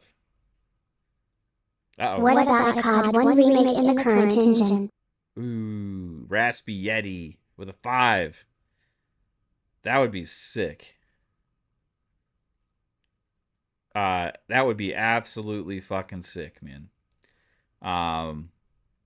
COD 1. Now, when you say COD 1, you talk about just the original old school Call of Duty? I mean, you're talking about like World War II Call of Duty old school shit? I mean, that would be insane. Now, I think Call of Duty 4 Modern Warfare would also be sick as a fully done, fully realized remake. They kind of they did like a remaster, you know. Now you could say Call of Duty Modern Warfare 2019 was that, but it's really wasn't. It was kind of telling the same story but in a very different way. Like, but if you went and just fully 100% redid exactly what they did back in Call of Duty 4 Modern Warfare and redid it that same way, but just a new age, that could be insane. Um, yeah, I appreciate everybody being here. And Berg, bro, appreciate you, dude. Thanks for the $10 super chat. Thanks everybody for being here, enjoying in hype season. Everybody here's welcome. Yeah, thanks for the £5 super chat, Raspy. You rock again. Appreciate the support, guys. Support here. It's never expected, always appreciated. Always. Crispy Bomb says, Mav, I remember when you vlogged and met Army Vet way back now. Yeah, that was like 6 years ago, Crispy. Yeah, it was 6 years ago. I remember that too. I had just started the channel, Crispy. I just started the channel. I just started making videos. I had I think I had a few episodes of Xbox Ultimate podcast that I just recorded them and put them up, and um had really started getting mixed in with the community on Twitter and stuff. Because before Fun Speculation, I didn't really I mean, I was a super hardcore gamer and I just listened to podcasts on like my phone. I wasn't even super aware of this whole YouTube community shit. All the other channels that run YouTube. I was like exploring, discovering things and stuff. And I was just like, hey, I'm going to go live on Twitter, and because this was like the night before the Series X was coming out. So, I was going to see, is there like a line, where we were going to go buy people tacos that were waiting, tacos or pizza that were waiting in line, right? For the Series X launch. And I was gonna live stream it, and like hang out with people and just like talk Xbox and stuff. And I was I was live streaming on Twitter, and there was one dude there that early. We got there way to next. I mean, early morning. There was way more people, but like we were there too early, so there was like one dude there, and it was Army Vet. I met him. We're talking, and then he was like, I was like, yeah, I'm live on Twitter now. Yeah, I got a podcast or whatever. And he was like, you should talk to Mr. Boomstick and see if you could get on his show and stuff. And I was like, yeah, I know Mr. Boomstick. I've been listening to him and stuff. Later, I just happenstance ended up being on fucking Mr. Boomstick's show for like a year or so on one of his shows. But that was on top of the other 3 shows I was doing at the time. So it was crazy, bro. But yeah, I remember that, Crispy. Yeah, and I remember you were there in the on there as well on Twitter. It's so crazy. 6 years ago, bro. 6 fucking years ago.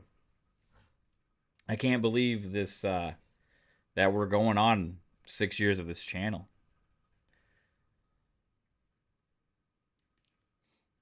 Let's see here.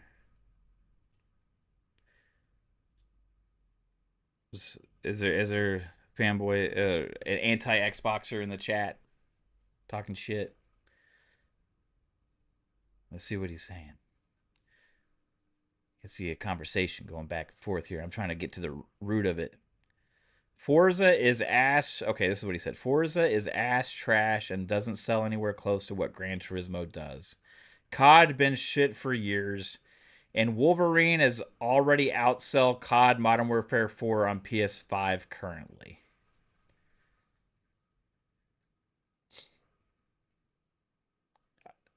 Forza Horizon, are you talking about Forza Horizon 6? Is ash trash?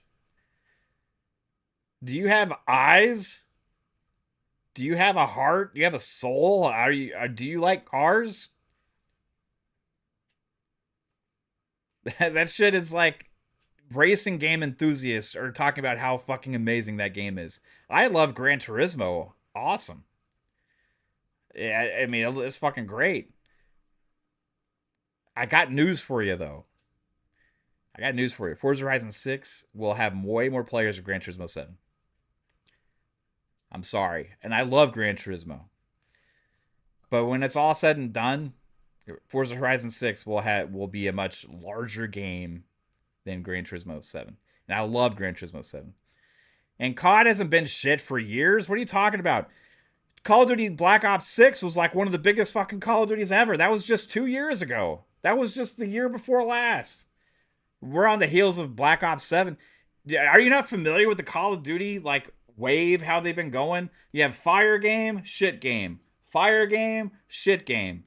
Call of Duty Modern Warfare 4 is already getting so much fucking hype, dude. Open your eyes to what's actually happening in the fucking world of gaming. Get your head out of Sony's ass and smell something besides their shit. There's more things out there. I'm sure you fucking loved God of War Cube Edition. I'm sure you're just soaking that shit up. I'm sure, like, oh, this has got that Sword in the Stone vibe I've really been looking for God of War. Oh my god, yeah. I love the Disneyfication of God of War. It's fucking fire, man. This is what I've been looking for.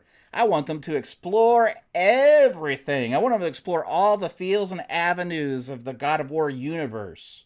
I'm sure you just ate that shit up. I'm sure you're just digging in there. You're like, fuck yeah, give it to me. We just got the Until Dawn 2 fucking game.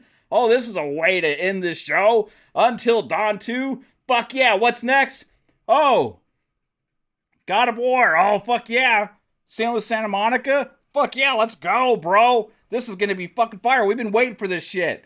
And then mentally inside, you're like, oh. But you're like sitting there like, oh, this is great. This is what I wanted to see. This is amazing. Oh, this is so great. I'm so happy for them. I'm so happy for the studio. I'm so happy. When your soul's fucking dying because you know what they just did to your brand. You just know what they did to your favorite shit. They put a fucking jelly cube in there dancing around like a dumb idiot, distracting everybody from what's actually happening in the game. And his name is Frank, with a PH and a Q. And you got ribbons that talk. And you got a little snarf lizard fucking cat thing. You should be so fucking proud. Watch the show tomorrow and see how it's done.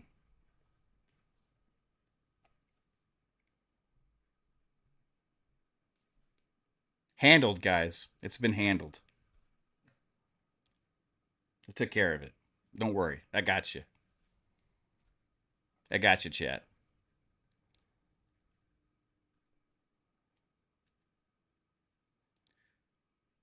I got you guys. Don't worry.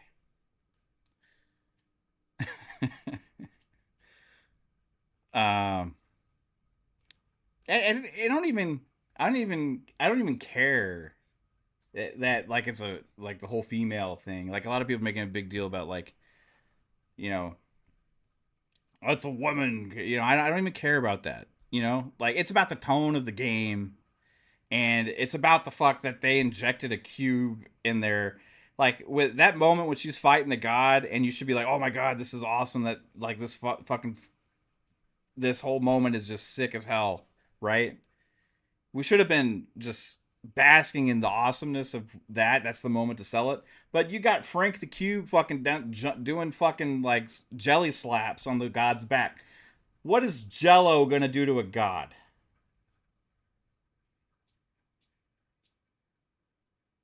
It ain't gonna do anything.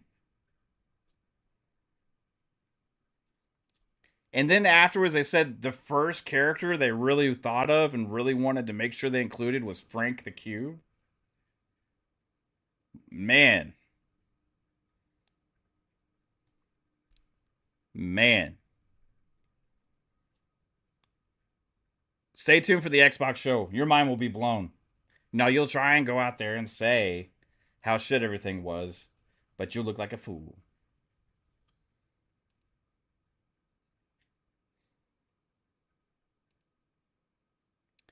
Hey, dude, Jago, Jasper literally shared that clip on Twitter and was like, this was actually them teasing Frank. That was, I was dead.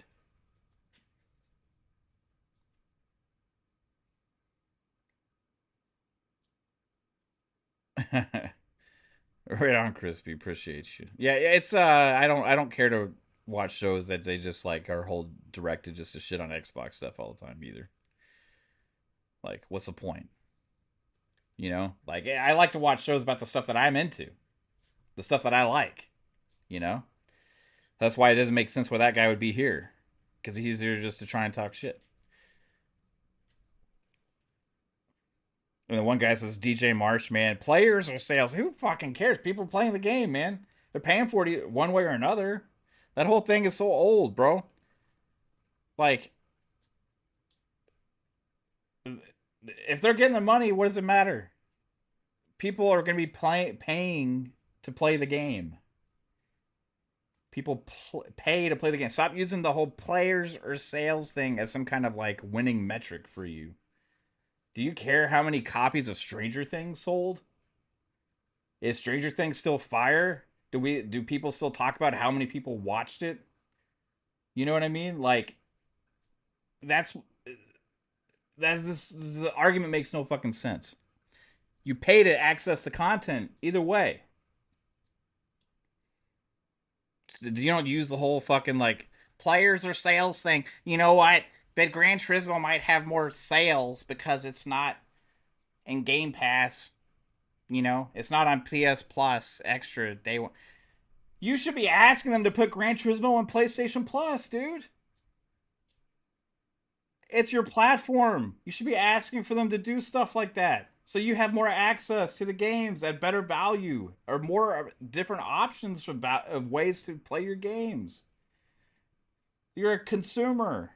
Your job isn't to make them more money. Your job is to enjoy the shit that you love for yourself at whatever best value you can. You're a consumer.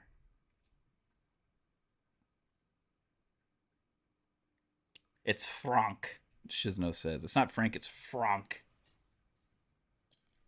How about Summer Game Fest, everybody? Pretty fire, right? I mean, I thought the Final Fantasy VII thing was pretty epic, personally. I do want to kind of bring this up just so we can kind of recap it.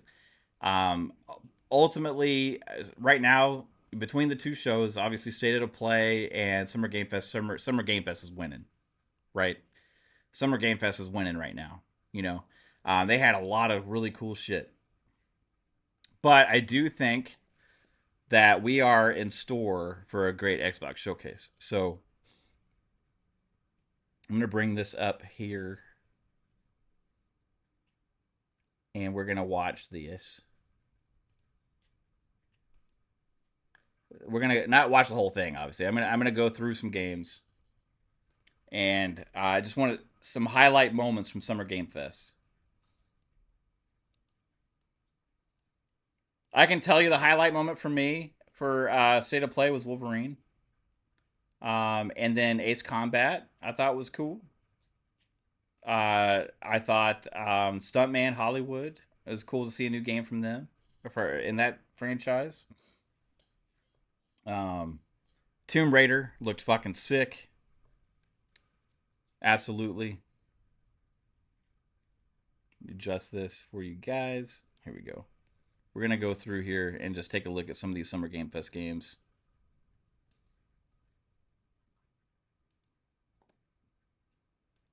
Summer Game Fest, for me, was a 9. I gave a legitimate score to the State of Play. I said like a 6 yesterday.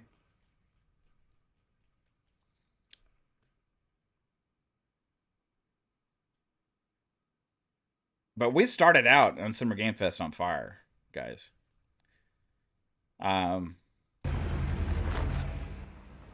We had Resident Evil Code Veronica start off the show.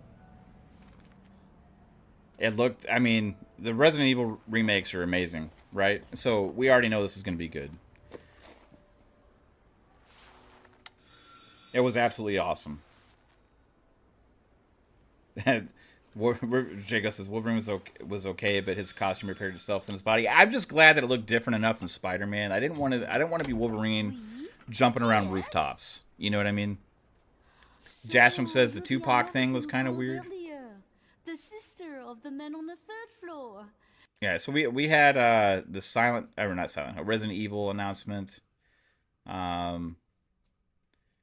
Followed up by a new Cuphead, and now this announcement was a little weird, honestly. Like that, Now in development at we had a brand new Cuphead is being developed, which we know that it's going to be fucking how many years, right? That's going to be how many years away, right? But this game looked pretty cool. This little platformer. It's old school, like SNES style looking platformer. Then we had another fire moment, Alien Isolation 2.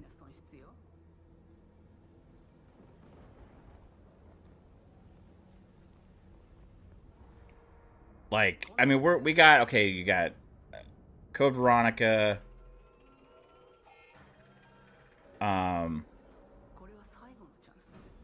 Then you had Cuphead. You know, you got Alien Isolation 2. You know, you're already on a good momentum here, right? But then this game,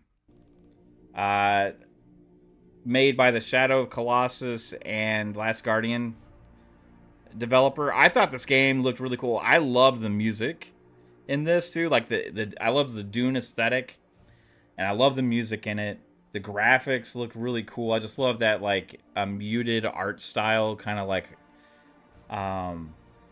sci-fi, but gritty, you know, dirty, very Dune-esque. He had to have been very inspired by Dune with this. Jen Atlas is the name.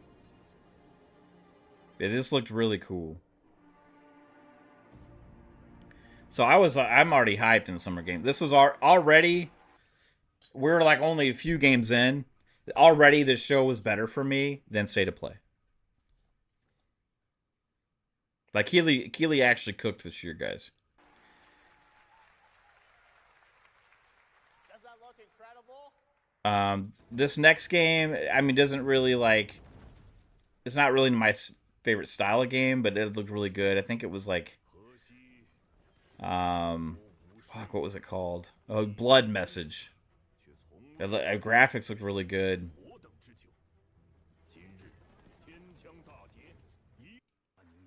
Takes place in ancient China, I think.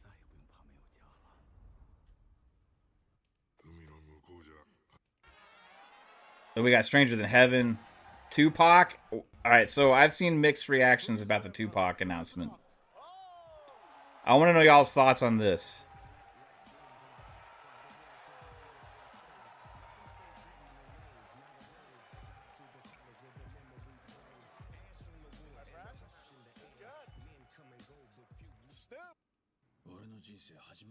What are y'all's thoughts on Tupac being used in this game?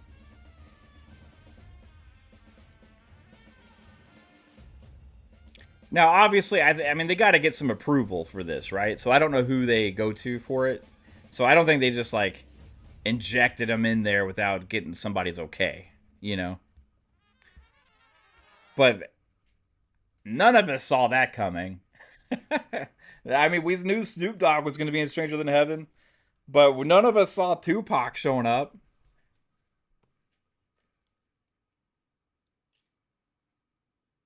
So, I mean, a lot of people would be like, well, you know, you can't do that, you know, but like, I don't know, man. It's a weird thing. So if his family had, right, so I see the chat. Shine says the state gave permission. Spatan says the family gave permission. So I don't see the problem either, man. Like, you know, Snoop Dogg was a friend, and up there he's talking about it. You know, it's like, if something like that happens and it's like letting your legacy live on for as long as your family is behind it, you know, like I think that's like a cool thing. I saw some takes, like I think Gene Park was like F this, you know, but like I don't know. God Emperor Sofa King says the estate is not the family. Who runs the estate? So a lot of times the estate's ran by the family. Sometimes the estate can be ran by just a business, right? But a lot of times the family has very strong, like control over that, even if it's run by a business. You know what I mean?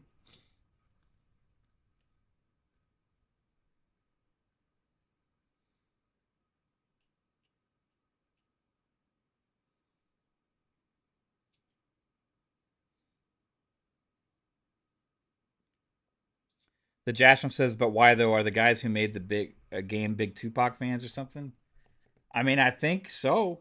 I mean, I think they're kind of like they want to infuse like this whole music culture. Snoop. There's a reason they went to Snoop Dogg. You know what I mean? There's a certain kind of style and thing they're going for with this game, right? Like, there's a lot of this game is a lot about music. This game is a lot about music, and I think that's kind of at the heart of why they have some of the people in the game that they do. They have some like I think some big Japanese artists, but they also got like Snoop Dogg's in there. Tori Kelly is in it as well, and you got Snoop Dogg in there. So it's a lot about music. The main one of the character is like a musician, you know.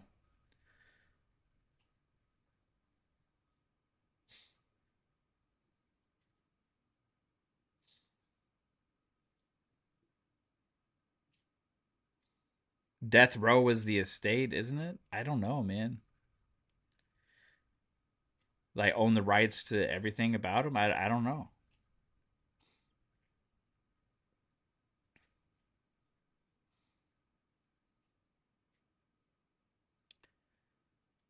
Okay, so Mr. Calorie looked this up. Thanks, Calorie. Says the Tupac Shakur estate is managed by veteran music executive Tom Wally. Wally, who originally signed Tupac to his first record deal, was appointed as executor by Tupac's mother, Afeni Shakur.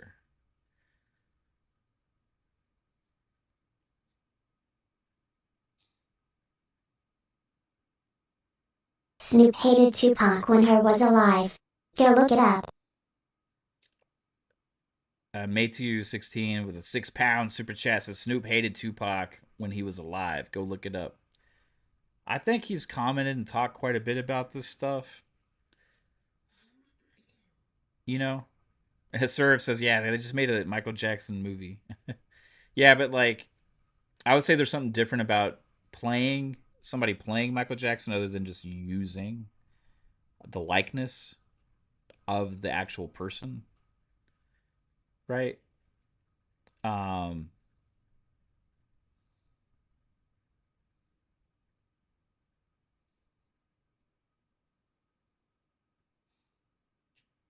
yeah, I mean that there has to like it's the whole thing, you know, like okay, for like the Michael Jackson movie, um like Janet wasn't supposedly on board, right?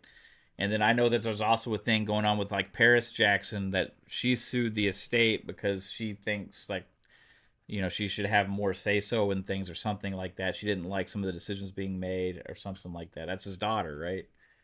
And then there's also like the rest of the family that's involved. So there's so much with some of the like I can imagine, right, being somebody that has such a lasting legacy, right? Your estate, everything you did has such an impact that anything going forward has to be handled with such care, you know.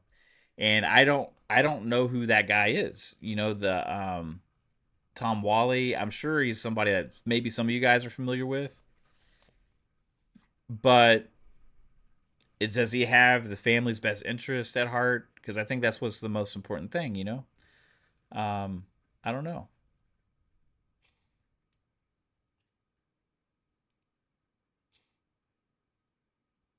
Detained Motion News says Tupac's estate is beneficial for his sister, Set Shakur, and her kids. They manage his catalog and his mother label. They own all his stuff now, not Death Row. If the family is down, I'm happy for it. You know what I mean? If this is just some random company that's like just profiting off of him, then it's like what? Then it's like but like the chat, the guy was Matsu was talking about Snoop and Tupac beef, or doesn't like him.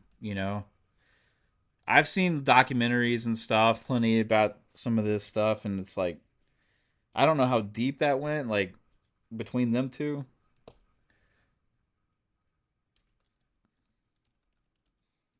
So I'm just gonna Google that. All right, so this is from Copilot. All right, this is Chat GBT. Snoop Dogg did not hate Tupac. The two were famously. You asked me to look this up, Mechu, so I looked it up. This is what it says. Snoop did not. I just put in Google Snoop Dogg hated Tupac. Okay, so this is what it says, Mechu. Again, I thank you for the super chat. I did it because you paid for it, so I appreciate it. It says Snoop Dogg did not hate Tupac. The two were famously close friends and label mates at Death Row Records. However, their relationship grew incredibly strained and complicated in the final months before Tupac's death in 1996 due to industry politics and opposing stances during the East Coast-West Coast rap war. The breakdown of their friendship. The radio interview. The primary rift occurred when Snoop Dogg gave a radio interview in New York shortly after surviving an attempt on his life. When asked about his relationship with Bad Boy Records artists Notorious B.I.G. and Diddy, Snoop stated that he liked them and wanted to make music with them. Tupac's reaction. Tupac, who was entrenched in a bitter feud with the Bad Boy camp, felt deeply betrayed and angry that Snoop would express a desire to work with their rivals. Disapproval of diss tracks. Snoop openly admitted that he disliked Tupac's aggressive diss track Hit 'Em Up, believing it only brought more unnecessary trouble and danger to their camp. The aftermath and perspectives. While some hip-hop historians and fans debate if there was lingering professional tension or jealousy over Snoop was a snitch who prospered after his death.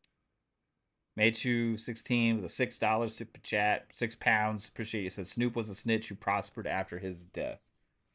Well, a lot of these artists prospered, right? Because their careers continued.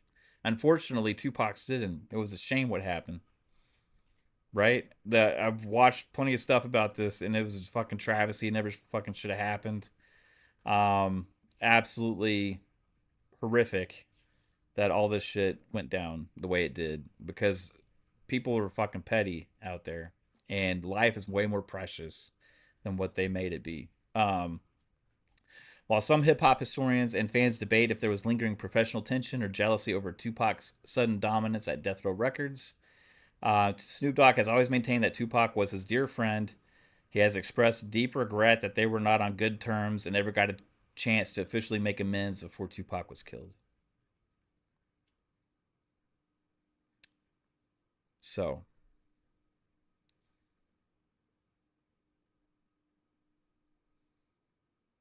yeah, it's some crazy stuff, man. Like, I don't know what's right or wrong here, you know? Do I think that Snoop hated Tupac? Like, I honestly probably not. I think a lot of these guys have a lot of regret over the shit that went down back then. If I was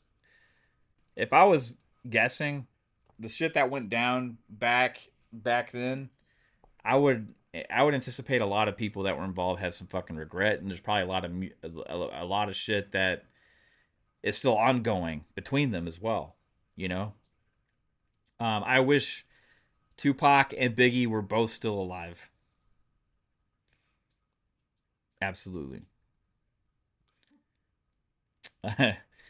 Me too, 16. It was a 250 pound super chat. Says Ash Suge Knight. I would, but I can't. Because his ass is in jail.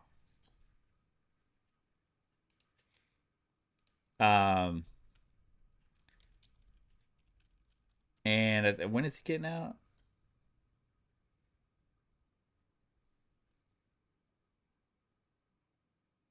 Maybe never, probably. Probably going to die in jail. Yeah. He's eligible for parole October of 2034. Maybe I'll ask him then if he gets out. I don't know if that'll happen though. Because he didn't he run a fucking or no, he ran a car into somebody on the Straight Outta Compton set, right? Or outside of it. Yeah, he's had some health issues too.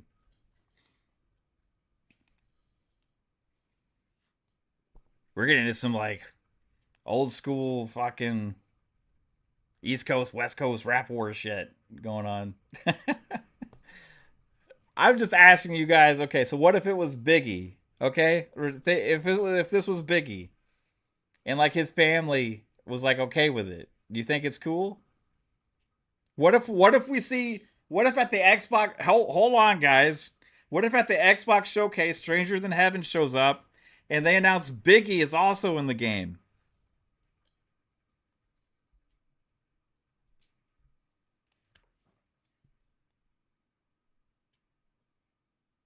What if that happens? A lot of CIA and FBI involvement. Look up Suge Knight's interviews from prison.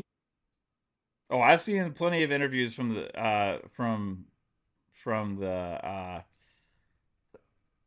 a lot of people involved with that stuff. I mean, I've gone down rabbit holes, mate. You with a £6 super chat. Yeah, I appreciate it. I've gone down rabbit holes. I've seen movies. I've seen YouTube videos. I've seen all the clips. I'm not an expert. Here's the thing. There's a guy that's in prison that actually, I think he may be dead now. I forget, but he laid out there exactly what happened.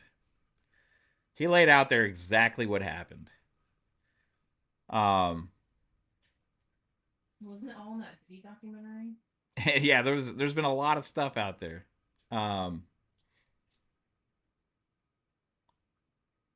So like it is very believable. Like I'm just saying, like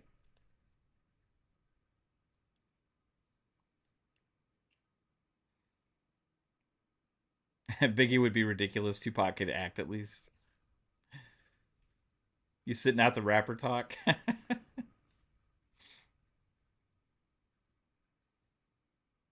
um the problem is, even if you have people say exactly what happened, it's hard to corroborate their stories now, you know? So it's like, this will, be a thing, that's gonna linger. This is gonna linger. I'm just saying I'm okay with it if his family is okay with it, right? And the estate is ran by the other guy, but if his family's involved and they gave the okay with the estate, that, hey, that's cool, man.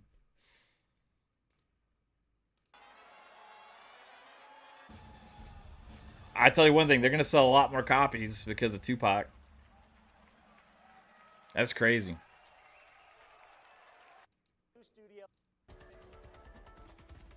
Y'all see that Diddy documentary on Netflix?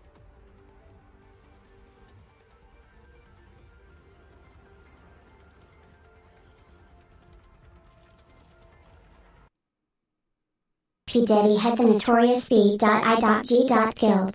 He prospered the most after his death. Yeah, $6 super chat. Again, appreciate you, mate. You with that $6 super, £6 super chat. Yeah, bro. I agree. 100%. I agree with that. 100%. And pretty much there's people that said exactly that. Exactly that. There was like $1 million bounty put on his head. Yeah, I've seen all this stuff too. And they all prospered. I mean, but Diddy he's not prospering right now.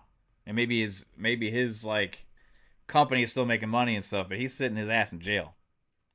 He's sitting his ass in jail right now.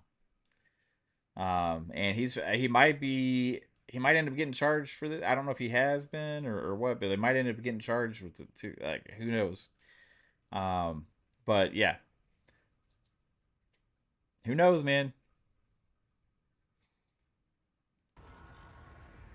This game looked pretty cool. I like the art style of it, but like it's probably not it's not necessarily my like cup of tea, I'm not gonna be like, oh, I gotta play this shit,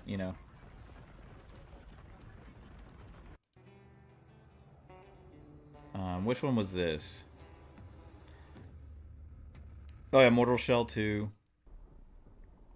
Here's this whole segment here was kind of like, oh, okay, you know, whatever. I was kind of checking out a little bit. Is it dangerous? Edward. Privateering. Is it dangerous?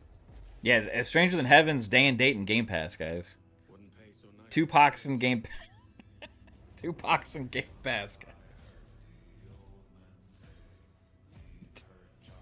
You can play as you can see Tupac in Stranger Than Heaven. Game Pass, Day and Date.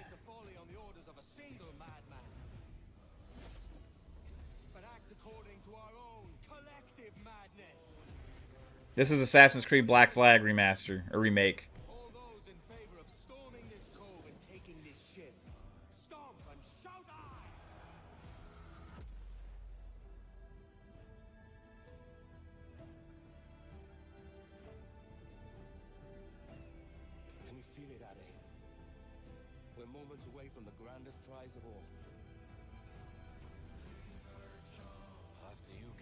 You should be at the Xbox showcase. Hi to everyone from Ireland. Ireland emoji. Oh, right on, Meichu. Again with the 6 pounds, dude. Super appreciate the support, man. Says I should be at the Xbox showcase. Hi to everyone from Ireland. Hello there, my good old friends there in Ireland. Hope you enjoying a nice old pint with me. Enjoy a nice old pint while I have my Pepsi. Hello there. No, hey, no, shout out to you, man. Appreciate you, everybody there in Ireland as well. Hello. Now it's time for the announcement of a game that reunites one of the best action games. No, thank you for being here, man. I wish I could be there. I wish I could be there.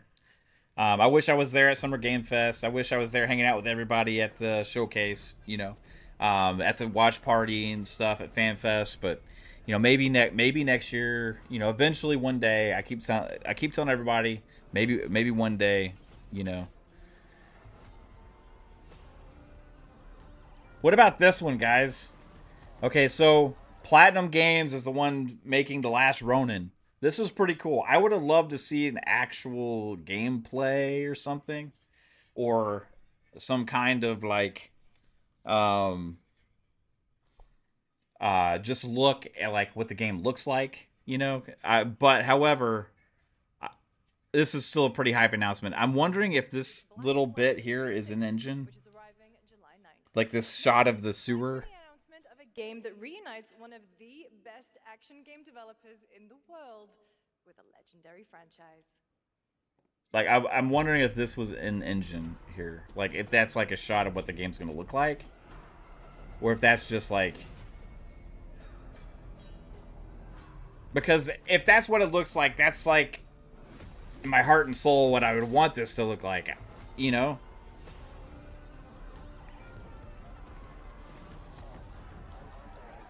I wanted to have that kind of like Rocksteady gritty look, but Platinum ain't known for that style, you know? But are they capable of it? I think so. I mean, look at the city here, right? This looks pretty fire, guys.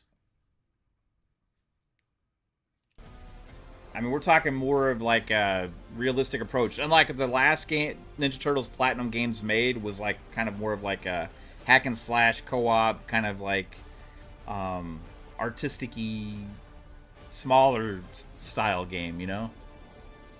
Pretty fun, but not, you know, incredible or amazing or anything. But this has, like, pretty good energy. Did I watch the Future Game Show? Not yet. I'm going to go back and see the highlights. I usually do the Future Game Show, Mitchie, but I didn't watch it this year. I'm going to go watch Exodus, though, because everybody keeps telling me to watch the fucking Exodus gameplay. You guys having fun yet? We are just getting started, believe it or not. Yeah, this was a long show. Oh, this whole Fortnite segment was just fucking stupid and sucked ass. Like, this could, like, not be here. This whole segment, yeah, bad. This Gundam game looked pretty fun. I just thought of Steel Rain when I was watching it, thinking that he would think it looked cool, and lo and behold, he made a tweet about it saying it looked awesome. So,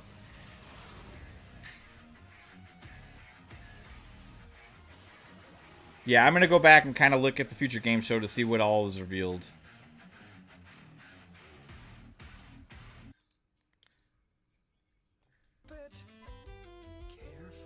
Yeah, we get into the little like indie game section, smaller stuff.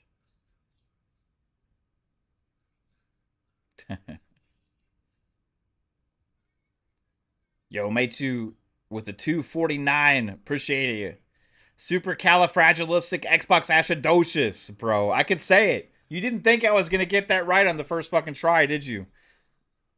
Did you think I was going to nail that? I fucking nailed it. First try. Supercalifragilistic Xbox. Supercalifragilistic Xbox. Supercalifragilistic Xbox. Supercalifragilistic Xbox. Supercalifragilistic Xbox. Let's fucking go. Thanks for the 250 super chat, bro. Now can I say it in an Irish accent? Supercalifragilistic Xbox. Supercalifragilistic Xbox. Supercalifragilistic Xbox. Supercalifragilistic Xbox. Here's a pint, everybody. Thank you. Cheers, mate. Do you say mate in Ireland? What do they say in Ireland? Do they say mate? Do they say matey?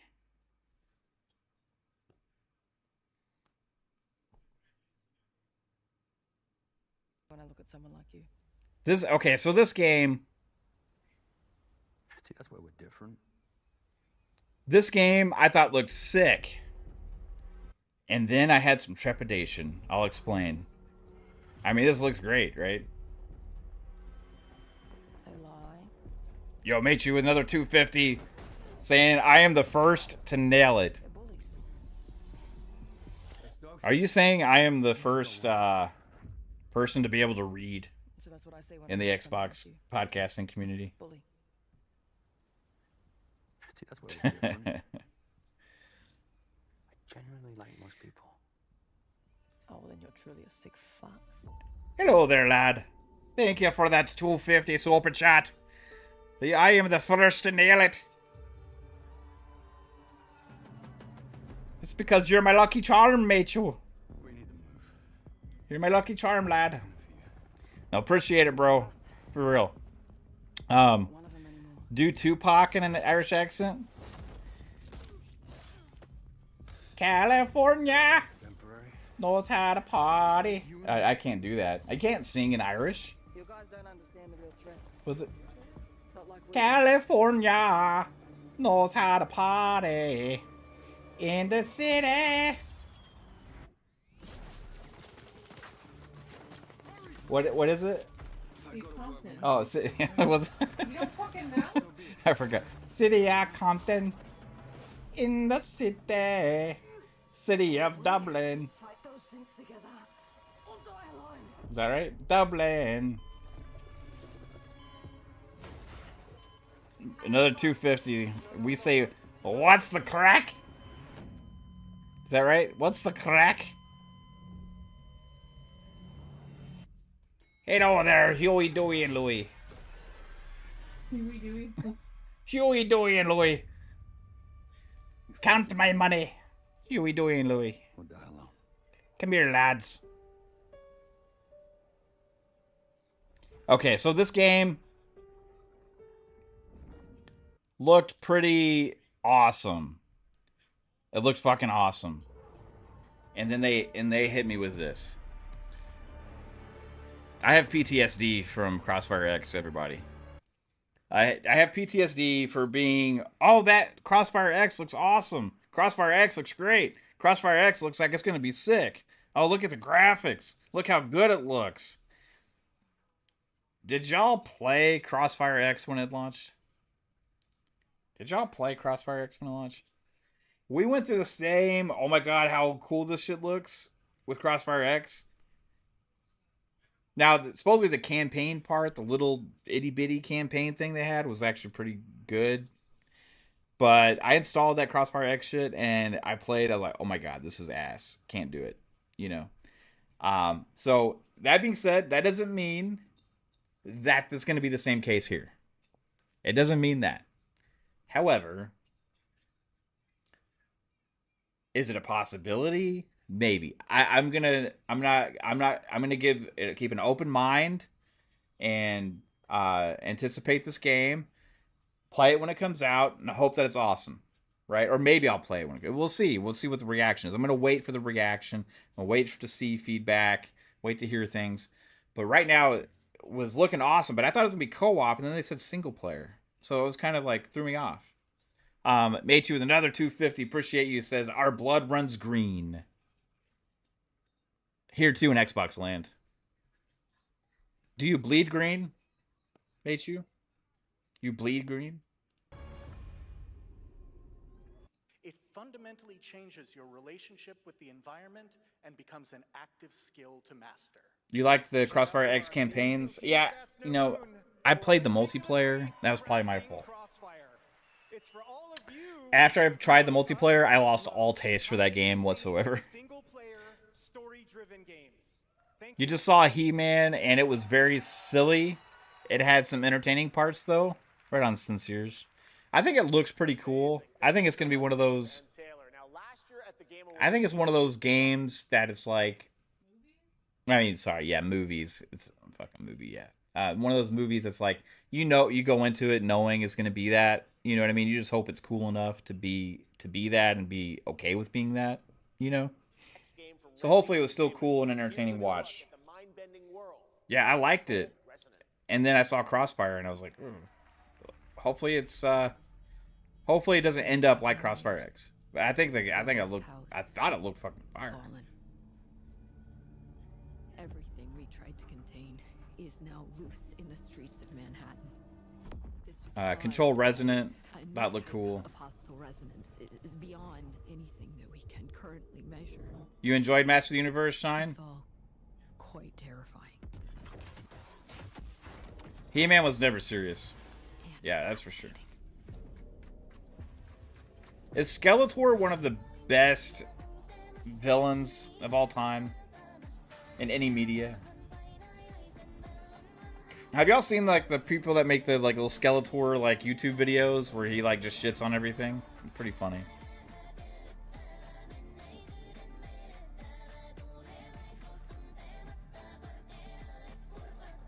From Dublin to Galway, wild Atlantic way and back down. Ireland is where they put their Mac down. Give me love.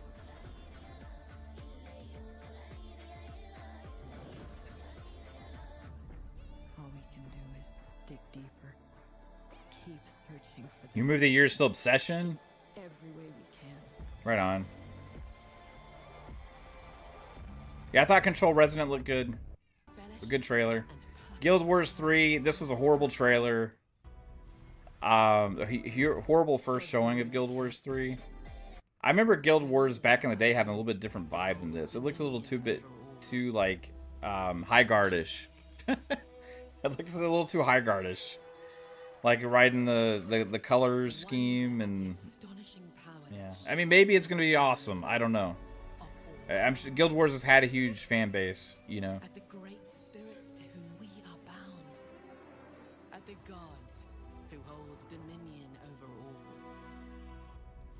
all. And this is only on PlayStation and PC. Cannot guarantee your comfort. It's like for the X, like it's stupid it's not on Xbox, but it is what it is. But if you yearn for horizons unexplored, for fellowship and purpose, for a cause worth dying. Yeah. The time is right for the next evolution of the MMO. This next one, oh yeah, Star Wars Galactic Racer. I thought it looked great. My sources say you've been making I haven't been to the movies in a while, guys. fellow League pilots. Racers don't go head to head against. I know there's some stuff I've been missing out on. Legends do. Who in the chat saw Project Hail Mary? Did y'all see Project Hail Mary with Ryan Gosling? Did y'all like that? Oh, here we go. We got a hater. We got a hater. 0 point. I love it. Thanks for being here, 0 point. Hey, you really think tomorrow's Xbox showcase will blow people's minds? That's quite questionable. Why is it questionable? I mean, it's fine to question everything. But, I mean, just those 3 games that you just mentioned right there is better than what PlayStation had at their State of Play. And that's the ones we kind of already know about that are going to be there. So what about the other stuff? You ain't ruining my hype, 0 Point. You ain't ruining my hype, bro.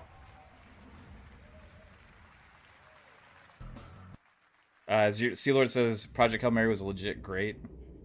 Right on. Xbox needs a lot of new successful gamers. Gamers or games? Do they need a lot of new successful gamers? Does it matter how much success their gamers have? Or do you mean like games? Because, like, you know, you could have gamers of all different metrics. But, like, yeah, I think Xbox needs to always have new big franchises as well, you know? I could say the same thing about PlayStation, you know, and Nintendo. I think they all need lots of new successful games. I think all platforms, all publishers need lots of new successful games. You know, Forza Horizon 6, I would say, is very successful, and it's a new game. Do you doubt that Gears Ide is going to do well? Yeah, you're picking the wrong day. You ain't shitting on my parade, bro. You ain't damping my fucking fire. You know, I am fucking hype. Hey, who knows what they're going to have, right? Nobody really knows. But we do know certain things that will probably be there. I mean, we know Fable will be there. You know, they'll probably have the DMZ, the extraction mode from Call of Duty 4 there. Halo CE is probably going to be there because there's shit just leaked, right? So it's going to be there. We know Gears Ide is going to be there. That's just the stuff that we know, dude. That State of Play, they had fucking from their first party, they had Until Dawn 2, God of War Cubed, and Wolverine. Wolverine looked great. I thought Wolverine looked great, right? But the last 2 games didn't really light the PlayStation fans' world on fire, you know? And those are, like, 2 of them are franchises that have been around for a long time, and the one that began we've already known about for a long time. So you can't say that... I cannot wait to watch the resurrection of the Christ. Mel Gibson is a legend. Latin cross emoji. Okay.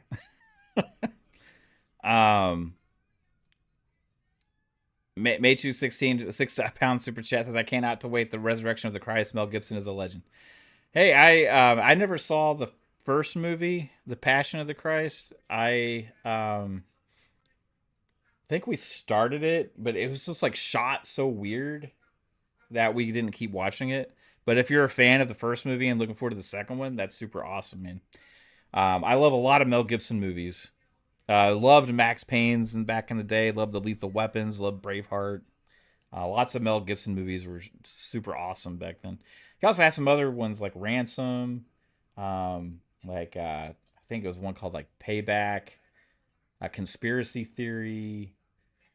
There was a lot of awesome Mel Gibson movies back in the day. And he's also directed some good movies too.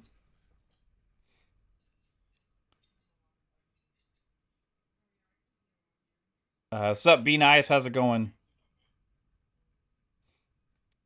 0 Point says, I'll watch the Xbox Showcase for sure. Can't wait to play Gears on your PS5, though. By the way, Gears 1 is pretty good. Glad you're a new Gears fan. I know that, I know a lot of the PlayStation guys that spent generations shitting on every Xbox franchise and game that there is, saying that they're all worthless and pointless and they're garbage.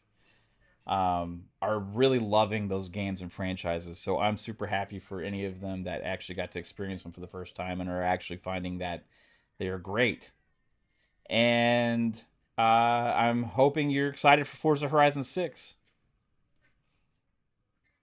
Payback is a classic. Apocalypto, yeah, that was one of his too. Mr. Waffles, yeah. I will watch the Xbox showcase for sure. Okay, wait, I saw that one. Xbox games are coming to PS5 too. Well, yeah, and I think we'll see like how exactly how many in the future. It's going to be interesting to keep an eye on. Definitely, lots of games are going there. I don't think every game at this point. I think that Asha is changing some things, but for me, I honestly could care less either way. As long as I can play my games on my Xbox and my PC, I'm happy. If you get the games on PlayStation, you're excited about them. I'm happy for you. If you don't get them, I don't give a shit. Any exclusives tomorrow? I cannot wait to see Gears. Oh, $6 super chat from Machu again. Appreciate it, lad. Any exclusives tomorrow? I cannot wait to see Gears. Man, I don't. Gears is going to be the interesting one because it's one that they didn't mention PlayStation on yet, so people will be keeping their ears to the ground on that. We'll see if, like I said, they're going to be transparent on the logos thing, so we'll see if the PlayStation logo shows up either way, right? It'll be interesting to see. I do think there will be games there that don't say PlayStation on it. I don't know which games. I don't know how big of the games. Or I don't know what's going to happen. But I do think there will be some that don't say PlayStation on them for sure. So I think there will be, platform exclusives if you want to call it that.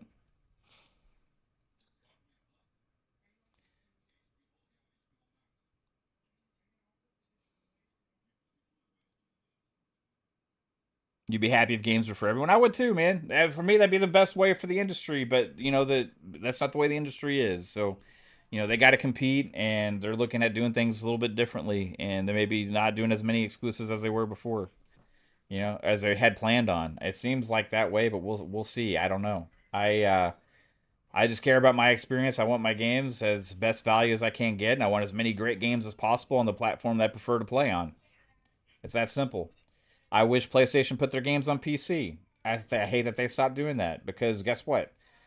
That limits the possibility of the quality of the experience by forcing it to only be on a console. Like PC is always going to be the best place if you're willing to pay the money for the best experience, right?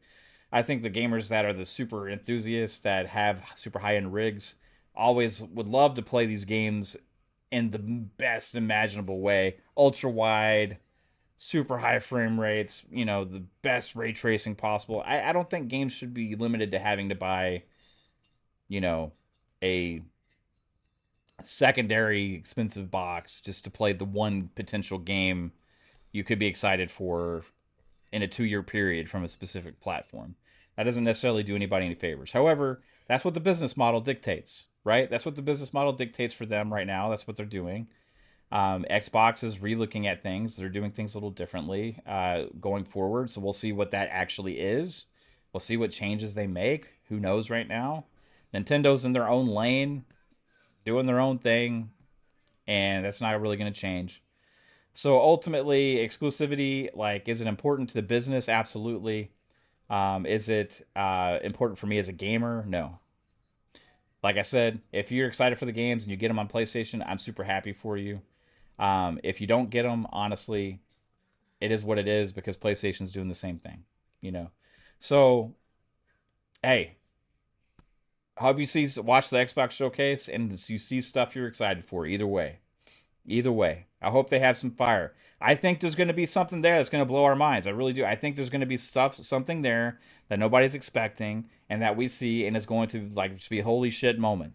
It is the 25th anniversary of Xbox. We know the things that will be there, but we don't know is what won't. What we don't know is the other things that will be there, right? They're willing to already give us the hints and the teases in the expected. There's always unexpected at these shows on Xbox. What is the unexpected? What is 2027 that we didn't know was going to be 2027? What are they going to show more of that just absolutely looks awesome? Or what brand new game reveal are they going to have that's going to be like, holy shit, That's the stuff I'm looking forward to at these shows. And I thought Keeley had pretty good moments with that at his show. So that's what I'm looking forward to.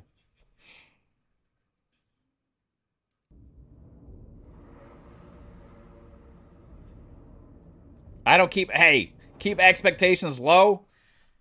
Fuck you. No, sir. I will never keep my expectations low. I'm just kidding about the fuck you part. But I will never keep my... Dude, I don't really have... Here's the thing. I don't have expectations. I have wants and desires and possibilities. And I will hype up those wants and desires and possibilities for every fucking platform. If you go back and watch my co-stream of the State of Play, I was fucking hyped when I saw Sony Santa Monica, when I heard them talk about 20 minutes of gameplay in a brand new game we haven't seen before from PlayStation, right? I love those moments. I live for new game announcements, right? I love possibilities, man. We're going into these shows not knowing what's going to happen. That's the point. That's the point of going into these shows. We don't know what's going to fucking happen. I don't want to go in there and be like, I'm going to just watch and just see what happens, but keep my expectations low. This is real fun for me. I'm just going to sit here and this is going to suck. This is going to be boring. I already know what's going to be here. I don't fucking do that energy. This is showcase season. These are fucking games, man. We're fucking gamers. We're gamers. This is when we get new game reveals. This is when we get the shit that gets announced for the platforms that we play on. This is what it's all about. And I will always fucking keep that energy. If they come out and it's like, hey, it was not the craziest best show, that's fine. We have other showcases and things to get excited about. I don't go over there and be a little bitter bitch about it.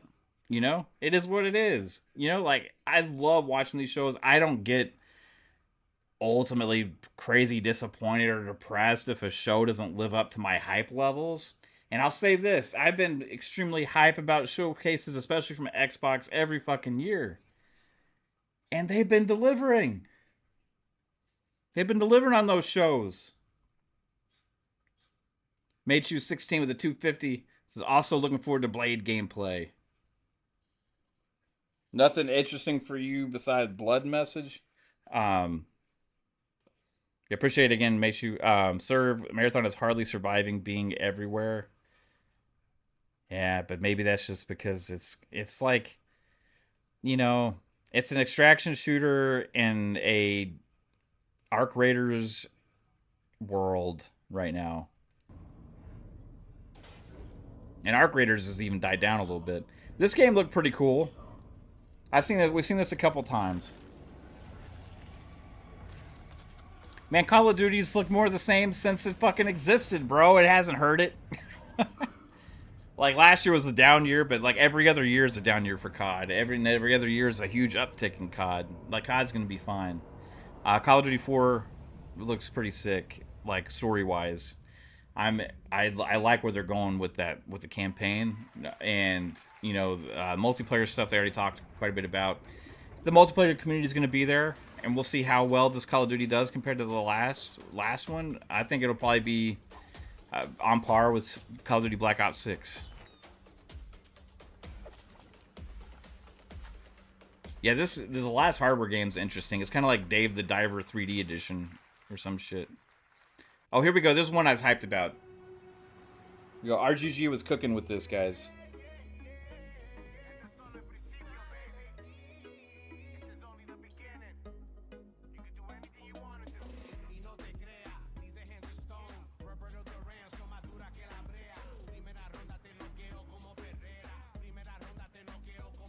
I've been wanting Virtual Fighter to come back.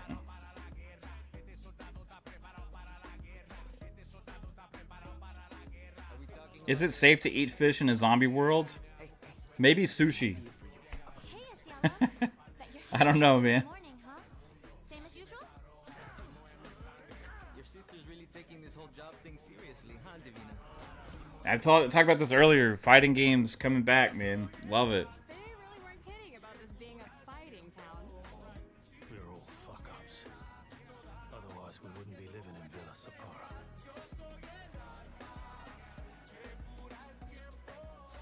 Kill them all. Hey, it's me. There he is! Shit. Wolverine graphics look washed out and mid. Watch the trailer again. You know, Meichu16 with the $6 says the graphics look washed out in mid. I've watched the trailer a few times already. You know, I think the graphics could be a little bit better, but games ain't all just about graphics for me. I was more about the gameplay with it. I liked what I saw from the actual gameplay, and I was hoping it was going to be more focused like it is with that style instead of like open world jumping on rooftops and shit. And they showed me straight up gameplay sequences, and it just looked fun. And you know, I'm a Marvel guy. I love fucking Marvel shit. You know, so like Wolverine for me, I think they did a pretty good job with that gameplay. So it got me more hype. You play the part of a fighter, but you are lacking in kung fu. Yeah, this First Street Fighter was a cool announcement, guys. This was a waste of time. The RuneScape Dragon Ball, second time we've seen that.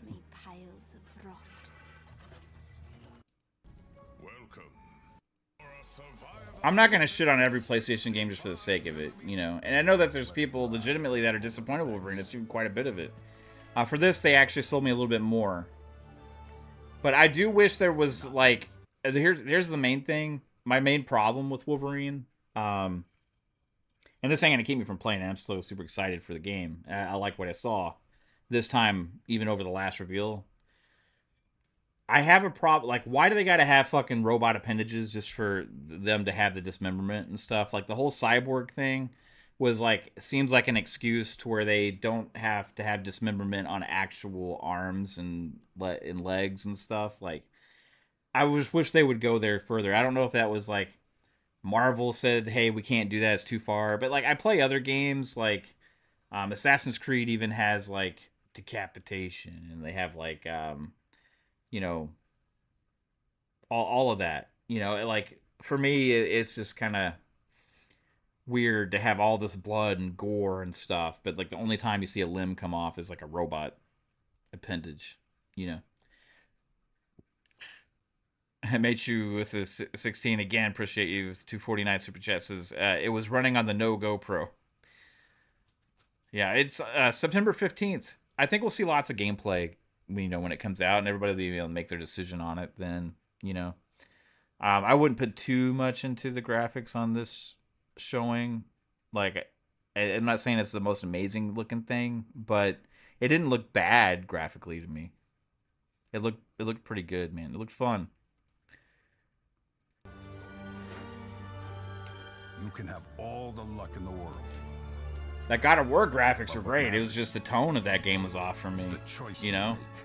Like, you have cubes dancing around while you're fighting gods and flowers everywhere and stuff. You know, it's just it didn't feel like it should be part of the God of War universe.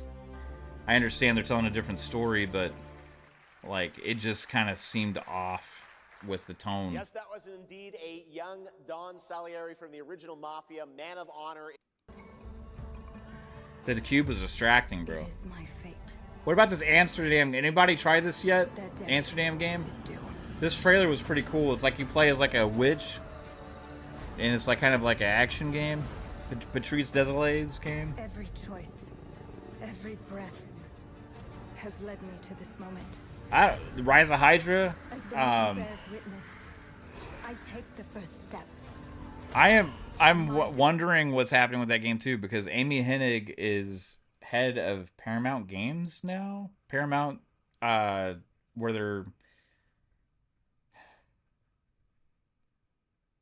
So I don't know what's happening with her Star Wars game. I don't know what's happening with her Marvel 1943 game. I don't know what's happening with any of that shit. Time has come.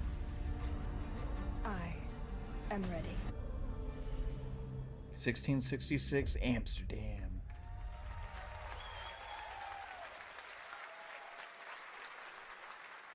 The legs look really cool. This was like new. This was new multiplayer 3v1 horror game set in the Saw universe. Will be determined by that was the Golden Boobies. We are ready to bleed. This whole middle section, I was like, oh, there's some cool stuff, but it wasn't like amazing, you know. Are you?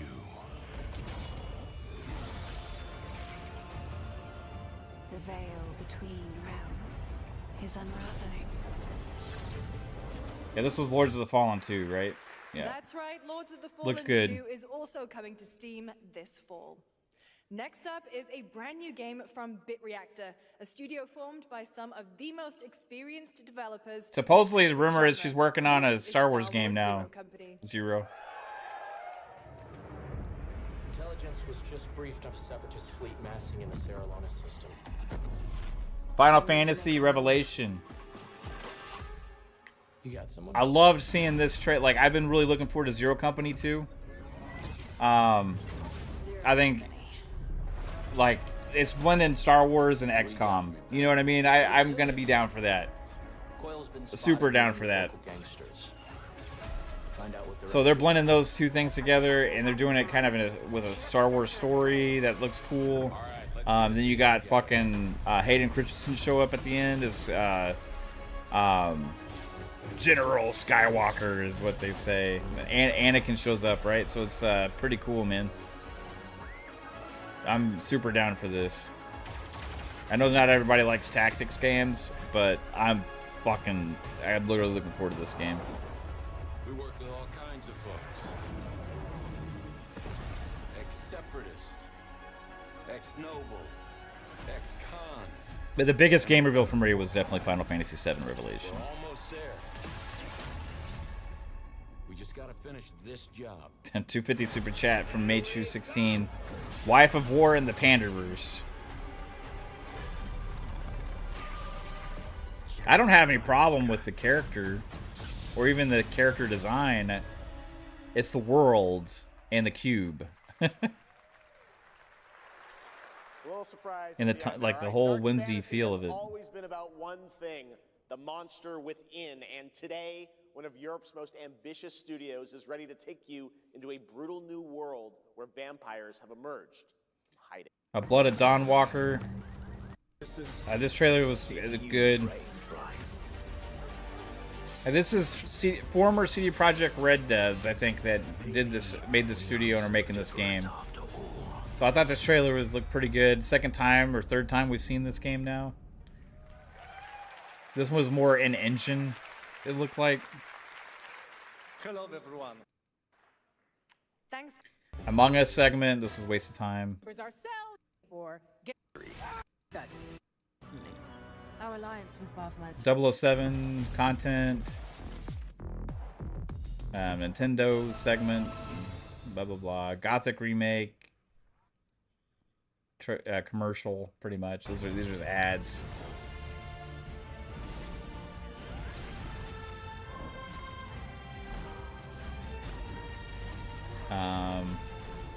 Which one was this?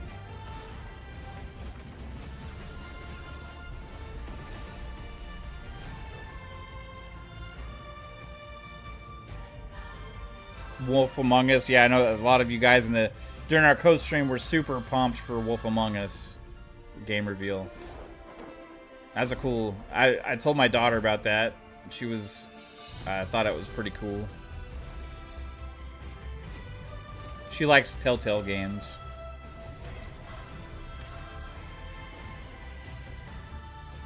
Oh yeah, this was like a tray. Yeah. Aeon. Yeah, that's right. Okay, this was like Cyberpunk content. Cyberpunk Edge Runners crossover with, was it Wuthering Waves or something, I think? That was alright. I was kind of checking out on a lot of this stuff. Monster Hunter content was pretty cool. Capcom keeps cooking. Capcom's on fire. No, it's all for nothing. Let's see. I'm just recapping this stuff real quick. This one I thought could have been from the Black Myth Wukong devs, but it wasn't. Swords of Legends. Is over. The gameplay looked pretty good. Take your time. Enjoy. That was a new look at gameplay from Swords of Legend, a fantasy action RPG. There you saw a boss fight against Kong Kong Zi, with each move pulled from... Hot Wheels open world game looked pretty cool. We had the Sonic mishmash of different Sonic games. That was pretty, whatever, you know.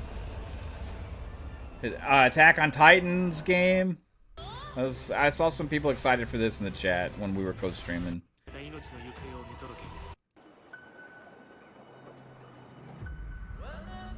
Oh, this trailer's awesome. Okay. I love racing games. So, Maverick Games, former Forza Horizon devs, Mike Brown in his new studio. This game is kind of like a blend between like an open world, like, game that has like a Need for Speed-esque story, but also has more of like a Sim-Katy feel, more like a Forza or like GT. So it's gonna be interesting. I'm really looking forward to this. We have 2 drivers dead. 3 more in intensive care. I'm done. My friend said you can help me. I thought this was a cool trailer. Some people are meant to be outlaws, Theo. What's up, Micah? How's it going, bro? Think about it.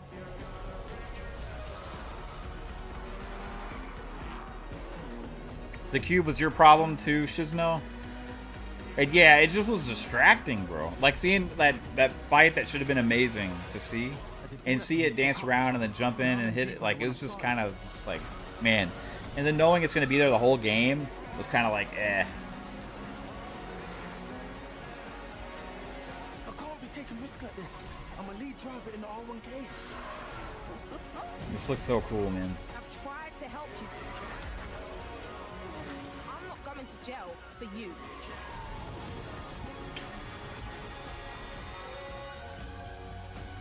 It was like, this game's supposedly a mix between 2 worlds. It's like the professional circuit versus also there's like a midnight racers, you know, and it's like between those 2 worlds. The dead won't rise. You don't think it'll be open world? I'm pretty sure it is. I think they already said that. I could be wrong though. Will. Yeah. Fillmore says it is. Yeah, I thought they said it was. All respect. They had a whole 5-minute thing about it the other day.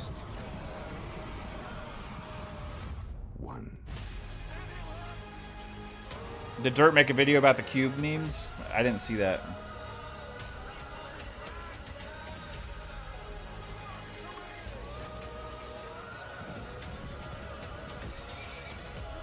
This game looked pretty good.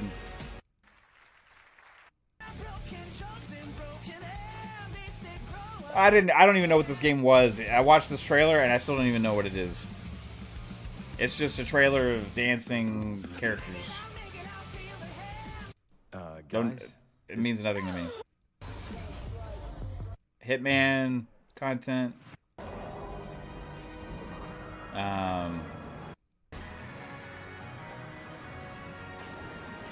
Pokemon stuff. Is it? I think. Oh, Power World. That's right. Power World. Fuck. July 10th. Yep. Okay, it was the big stuff. Wolf Among Us. People are New dying. trailer. Some New reveal. monster is out there. Word around the precinct is you're the guy to call. Bigby. Sheriff. I'll have your job within the week. Are you living under a rock? Chronicle Medieval looks sick. Yeah, it did look cool, man. You're the reason I'm here. Star Trek Shadow Frontier looks awesome.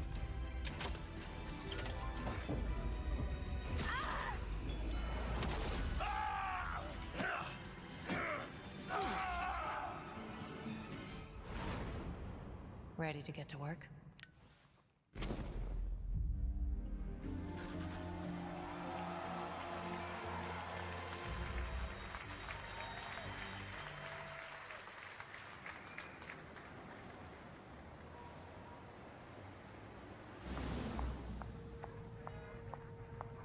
I know I don't look human. These lips are sealed. Oh yeah, and they're remastering the first one. See you around. I was wondering when you'd turn up.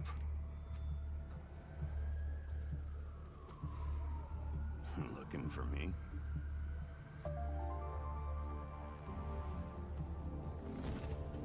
You're hyped for Dawn Walker, Shizno? The cool thing when I was seeing the chat is that everybody's excited for different things, right? That's what gaming's all about. I thought this looked awesome. This was a new Stellar Blade game.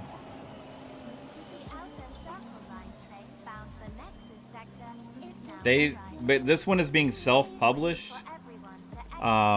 So it'll be interesting to see what platforms this releases on. Because this isn't being published by PlayStation. Like the first game.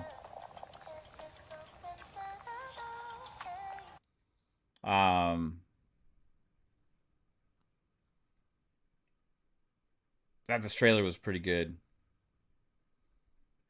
I haven't seen it yet. Be nice.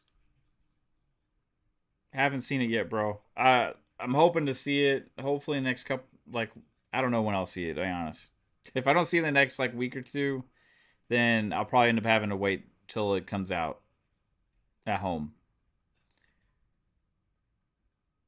But yeah, this game looks sick. You honestly could give a fuck about it? I like the world, man. Like, I thought the graphics of the world, I'm sure the gameplay is going to be fun.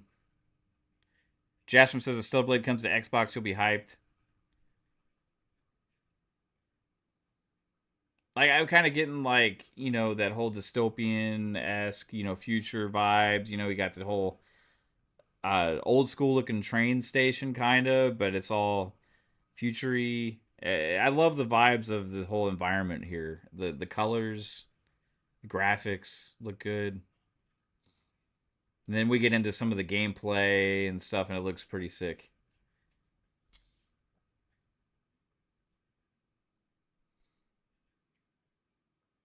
I thought it looked pretty good. Have I seen the Mandalorian movie? No, I don't want to, bro.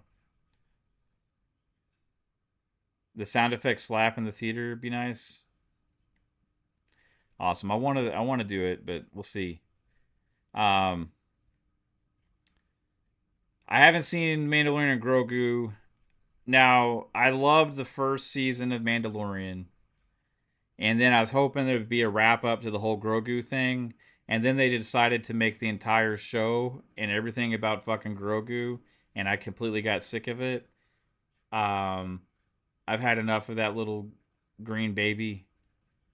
I don't need to see the green baby anymore. I don't need to see like babysitter fucking bounty hunter. I don't want to watch Babysitter Bounty Hunter anymore.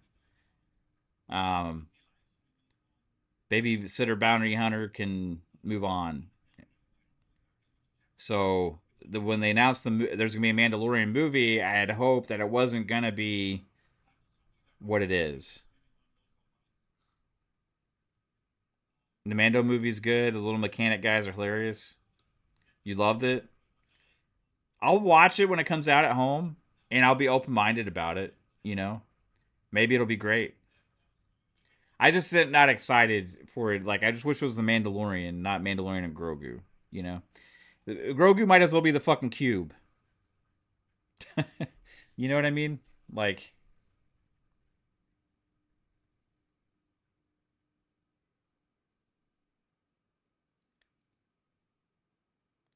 Oh, wait, what about the Tifa reveal in Street Fighter 6, everybody? That was pretty unexpected.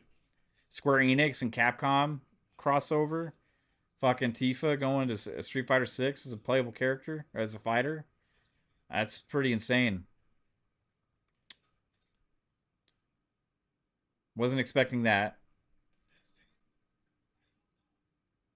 The dude next to you, Jastrom, was filming Masters of the Universe on his phone while you're watching it. Dude, that has to be so... Here's a highlight for me. The biggest highlight of the show. Threat.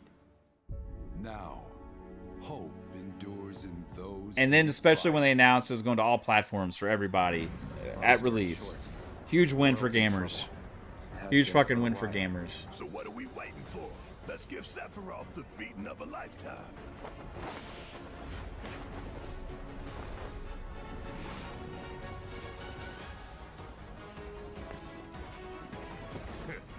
You're mine.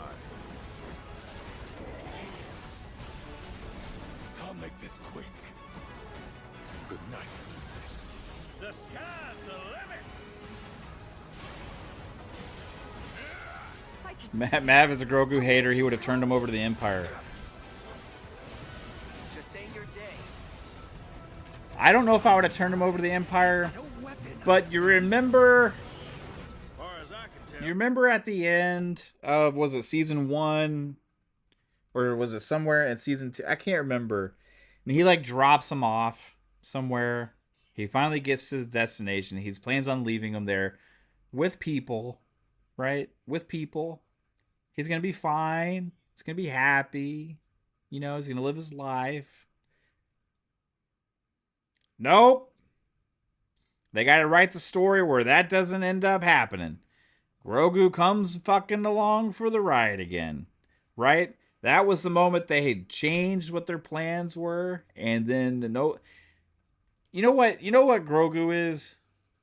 Now, Grogu is this, but not in the same sense, because there was a character back in the day that wasn't anticipated to be the heart and soul of a show. He was a special guest. He was like a guest appearance. He was planning to be on an episode. You know, they had introduced this new character, maybe do a couple episodes here and there, and then it became what the show was about, right? And I'm talking about, you guys know what I'm talking about, Family Matters. Urkel. Urkel was not originally planned to be the star of Family Matters, but that's what happened because in his episodes, he was so popular, people loved it, that Family Matters became the Urkel show. Now, I love Urkel, so that for me, that they made the right decision. However, Grogu became a phenomenon with Mandalorian. I think they changed the writing. I think they changed to decide that, hey, this little character is so popular, that's what the show is going to be about, right? These things don't distinguish between friend and foe. So Grogu, in a sense, is Steve Urkel. Yeah, Family Matters rocked. Let us put your faith to the test. I love Urkel. Cloud. But imagine if you're watching a Star Wars bounty hunter show and Urkel shows up. And then it becomes what the show's about. Right? Everyone loves Baby? No, Grogu, man, I don't know if everybody loves him. I think a lot of people do. I think he's popular. You know, I think he's definitely popular. But I liked Mandalorian, you know, when he was a little bit more cynical, you know. I had hopes for the show was going to go more into like more in depth on Mandalore and that whole aspect of everything, and they kind of did, but as always with the Grogu at the center of it, you know. If you like Grogu, that's fine, you know. I ain't nothing against you. I liked him for a season, you know, then I was kind of done.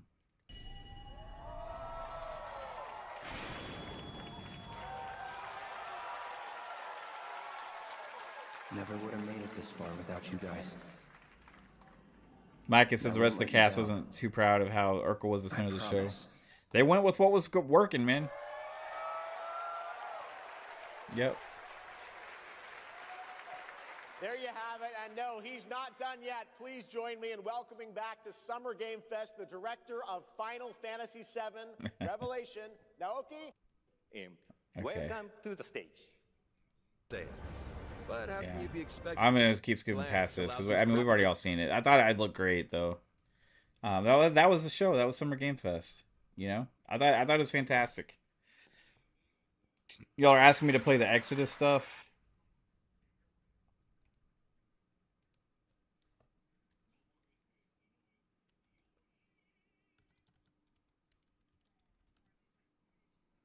Exodus game.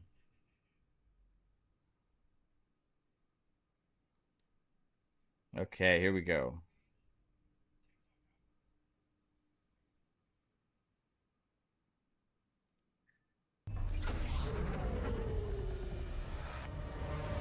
I'll play this real quick. They're very, very Mass Effect-y, for sure. You love the live narration of the gameplay?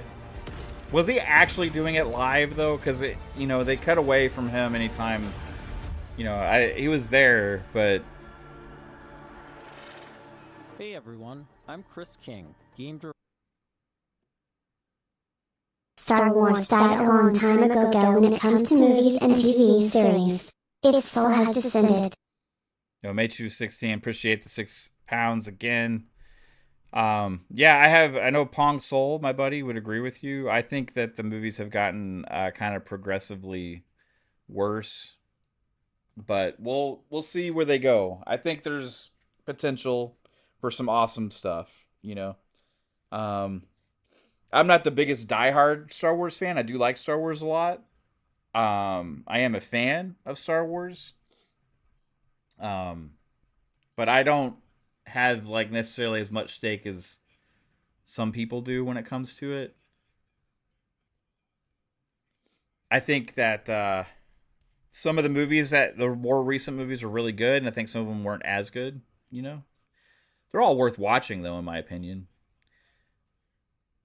I'll see Mandalorian and Grogu at some point. I'm more into Dune. Dune is like what I'm really fucking into. The Dune 1 and 2 were just straight up fire, bro. Director on Exodus. In Exodus, you play as a traveler, venturing on dangerous missions deep into space, in search of powerful alien remnants that can save your dying homeworld. You'll journey to deadly planets, derelict ships, and the remains of lost worlds, while using your wits and teamwork to survive the terrifying creatures that try to stop you. Along the way, you'll choose who to fight beside.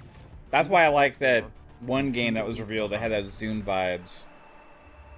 You play as June Aslan, a lowly salvager living on the outskirts of Leiden. This looks so cool, man. This is where his story begins, alongside his awakened friend Houston.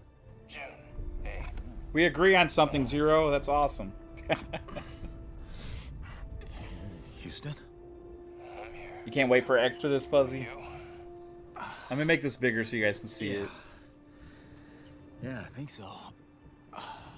June was orphaned from a once powerful family. He has a unique and mysterious genetic trait that lets him interact with ancient celestial technology. And it's this trait which might be the key to saving your home planet. It's almost like Starfield idea there regarding like how he can interact with that stuff, you know.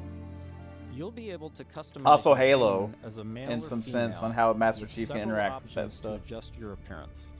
At the start of the game, you'll also choose your character's initial alignment, either a virtuous paladin or an ambitious immortal. Drop your weapons. Get on the ground. Lev, don't be stupid. They've got a combat mech. Drop your weapons now. These choices will shape your character and change how the world responds to you. Listen to your friend and let this go. Not gonna happen, you mercenary scum. I like that the gameplay has that Mass Effect look to Let's it check too, out man. some work-in-progress gameplay so you can get a feel for the systems, storytelling, choices, and characters that make up Exodus. This game could be huge. I mean, it could really take off. You meet are Elise and Tom. You know how hard it is for new Elise IP an these days, impatient but this mech one's I pilot think's got a that loves to chance. blow stuff up and leans into brute force. Tom is an experienced traveler who helps teach June the ropes. He tends to be more cautious and provides June with moral perspective. Let's join them as they start a new salvage mission. All loaded up? Gears in storage. My lovely suit. Good to go. Where's Tom? Last minute prep. Or drinking. Is this Unreal? Does he do that often? Drinking right before a job? Man's got his vices, but he gets shit done, okay? Nothing else to say. Now, do you go on a ship and choose the different planets you go to and all that kind of stuff, or is it just like... Throughout your journey, you'll team up with a diverse crew of companions, like Salt, an awakened octopus. We got your back, June. You too, Salt. Not necessary. If you die, I leave. Contract void. Wow. It's like Doc Ock. You don't mince words, do you? It's an octo thing. You'll get used to it. All right. Time to move out. You'll also meet other interesting characters, like the mysterious Cece Orlev, voiced by Matthew McConaughey. Matthew McConaughey? Alright, alright, alright. Strange times we find ourselves in. Name CC or Lev. In this scene, CC I'm ascended. Man face bombing emoji. This game looks. Fire emoji. Can you manually fly your ship? Man, I appreciate it again, mate. I don't know. I don't know. We'll find. Maybe they say in this. I haven't seen this yet. So maybe they tell us. I don't know, but I'm really liking what I see so far. I think it looks pretty sick. What do you guys think? Fillmore says it is UE5. Okay. He helps out June by giving him a recycler upgrade. With the new modification added, let's see how we can put it to good use in combat. When do y'all think we see Mass Effect 4? A lot of mercs, but I think I can thin a few of them out without being seen. We got your back, June. Things go bad? We'll kick in that door and come running. How you engage the enemy is up to you. In this encounter, June has to deal with a deadly turret, along with Lycan, the leader of the Fire Eaters. He's heavily protected and the leader of the Fire Eaters? Quick. Let's use this new recycler mod to stealthily take out some enemies and make things a bit easier.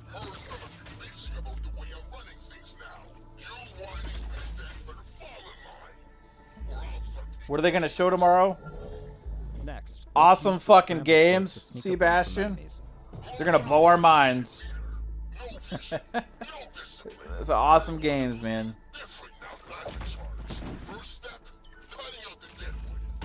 Really fucking awesome games. This turret is protected with heavy armor. Let's gameplay's super Mass Effect, bro. Massive damage. Halo campaign remake, Fable. We're gonna have the Gears Direct, Call of Duty 4 extraction mode, the DMZ probably, Minecraft Dungeons 2. You can probably expect that. Besides those, no fucking clue.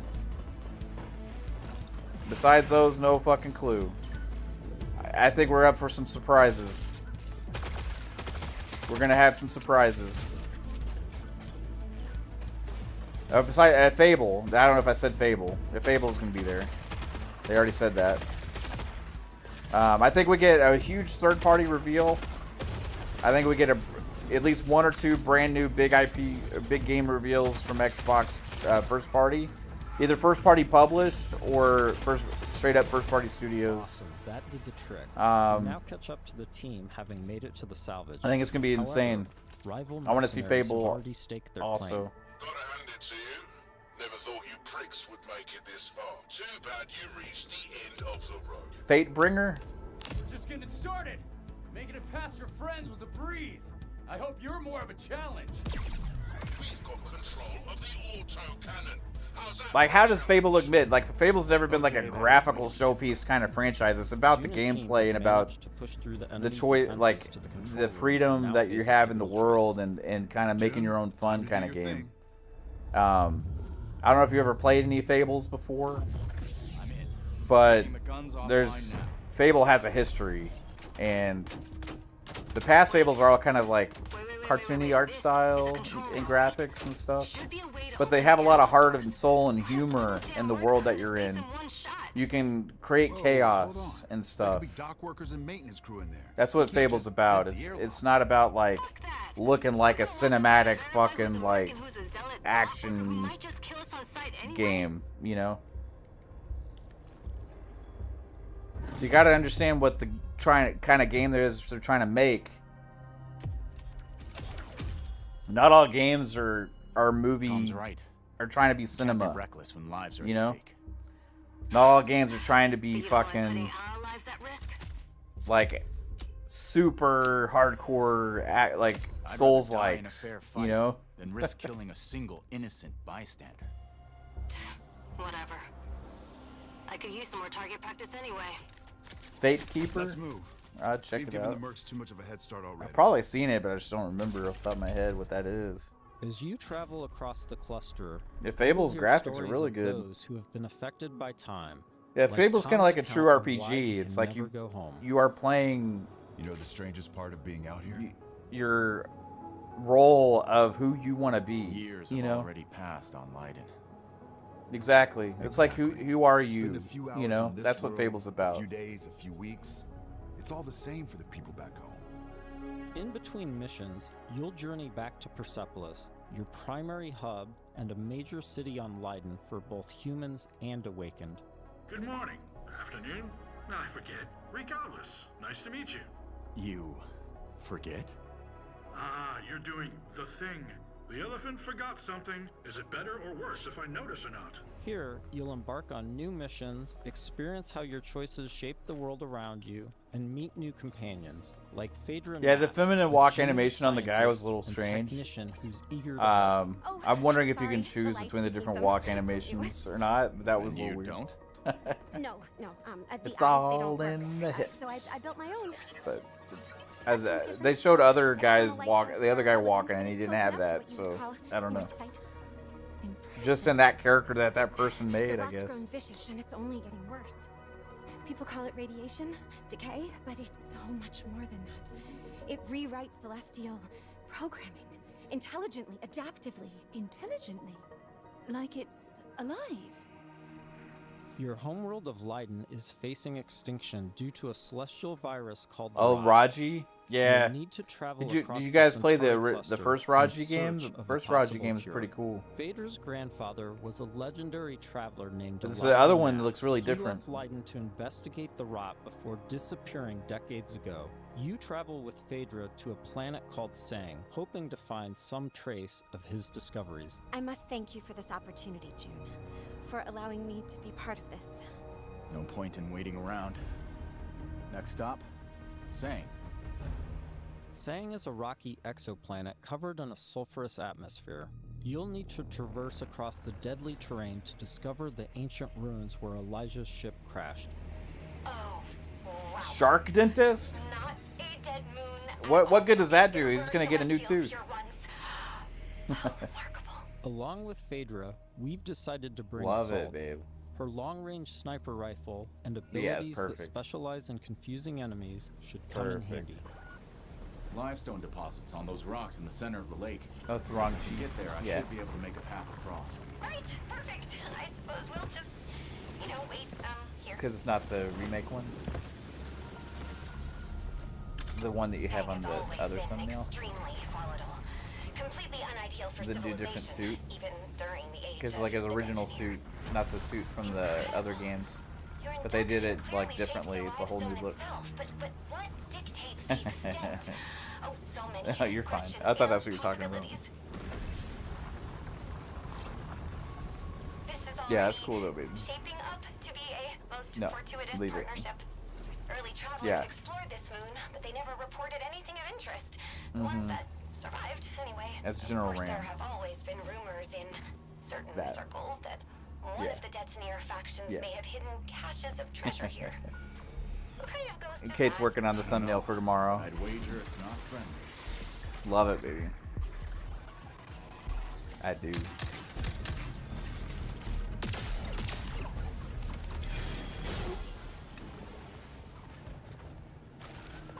Yeah, this is good, man. The number of ghosts is not decreasing.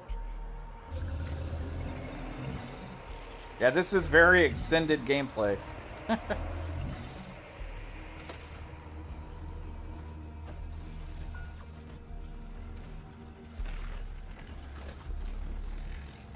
Yeah, she's getting it ready.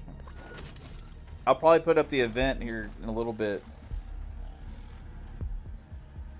Yeah, by the way, for anybody that's watching, if you want to come hang out, watch the co-stream, we'll be live here at 12 Eastern Time, an hour before the Xbox Showcase tomorrow.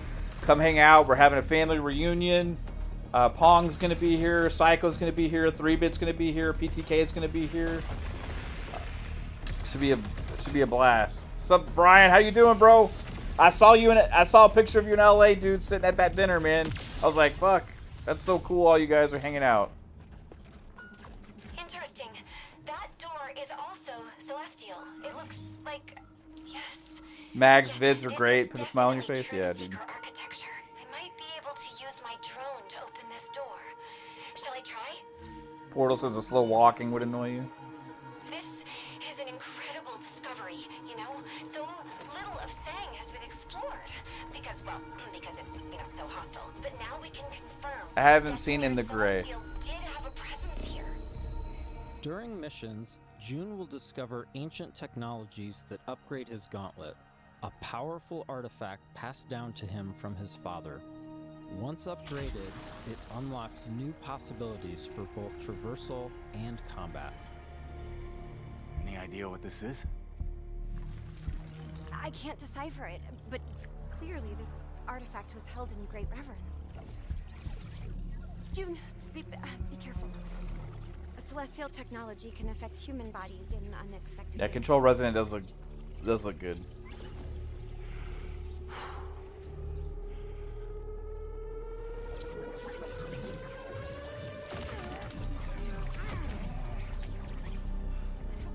Are you all right?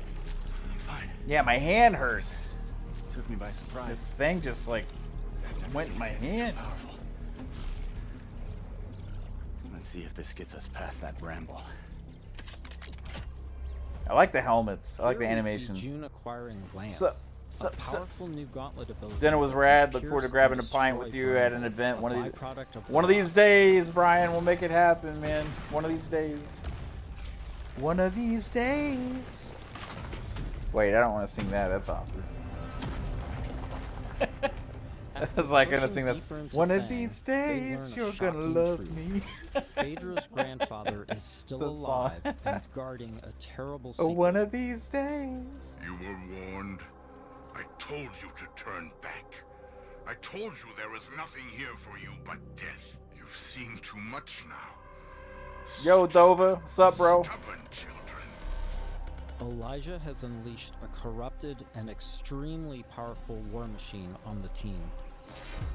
Think Gears will have a 30-day, 4-week window from COD?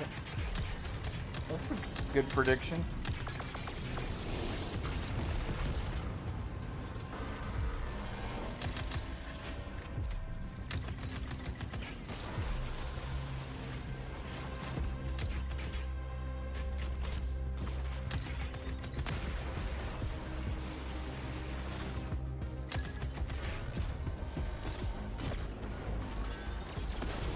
Oh, I saw the trailer for that. I saw that trailer for that. Is it good?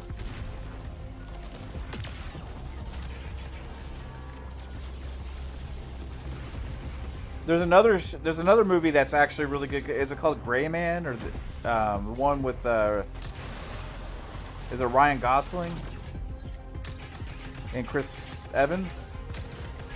Is it called The Gray Man or something? That I don't know if you guys have seen that one, but there's one with like Ryan Gosling and Chris Evans. That's fucking great. I think it's called The Gray or The Gray Man or something like that.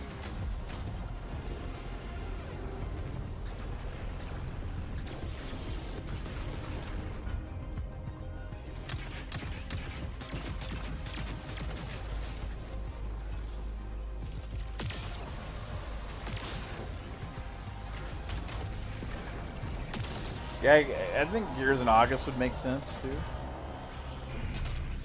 50 Shades of Grey, my favorite. I haven't seen that movie, Dova. Like, all the women in my family had a watch party for that, though. With the construct defeated, June and Phaedra. Or did y'all do that now for Magic confront Mike? Elijah, hoping to persuade him. Oh, they to did it for share the Magic Mike. I secrets forgot. contained in Sang. You just watched Without 50 this Shades of Grey information, alone. Leiden will be destroyed by the rock. This place is forbidden. I haven't seen it. I warned you not to come here. I have seen Magic Mike, though. Legacy.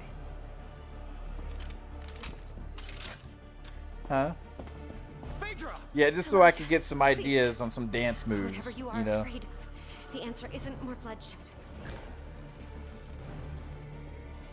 I made a promise. A solemn oath. I cannot stop you from claiming the secrets of this world. But my The dynasty Gray, will starring be no Liam part of Neeson, was this. good too. Oh yeah, that is a good movie. That's the wolf one, right? The Nath bloodline ends here, my child. Oh, it's that actor With me guy. and with you. I will take our dynasty to the grave rather than allow it to fall to the sway of Orion's spawn. I don't want to kill you. Drop your weapon. How do you balance Game Pass and exclusives? Well, you want to play early, buy the premium upgrade for Ultimate members. Yeah, it's something they've already been doing, right? This has been a small peek into the larger world of Exodus. We're in the final stretch of development now, and we'll be sharing more details all the way up to launch. Magic Mav. In the meantime, wishlist on your favorite platform now and become a traveler today.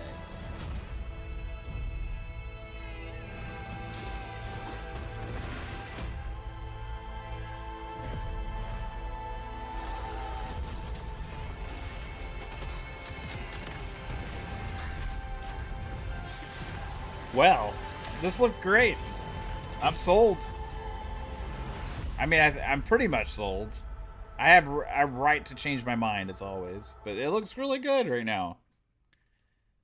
I would like to see more about how you explore going to the different planets and stuff like that. It does seem a little bit more linear, possibly right now, but we'll wait. We'll have to wait and see. But yeah, I thought that game looked really cool, guys. That was really cool, guys. That was really cool, Kyle. Hey, Kyle, that was really cool, Kyle. Did I see the Asha Sharma Bloomberg interview portal? Yeah, I talked about it yesterday. Was it yesterday or the day before yesterday? I think I talked about it. No, we talked about it the day before yesterday. Yeah. You actually, I sent you it when it was... Yeah, it was during our podcast. Yeah, it was on FSP on Thursday. Oh, Dova says, if I had a chance to change history, are you changing the Luka Doncic trade, the downfall of Xbox that started in 2013 with the Xbox One? Luka. Easy. All right, so hear me out. I've still enjoyed the hell out of the Xbox brand since 2013. And without that, we wouldn't have Game Pass. We wouldn't have Game Pass Day and Date. We wouldn't have Xbox owning all these fucking studios that they own now, with making all these fucking games that they are making now. With Xbox Play Anywhere on PC and on the console, with the console that I love as well, like with the device called the ROG Ally, which is a fucking amazing handheld device.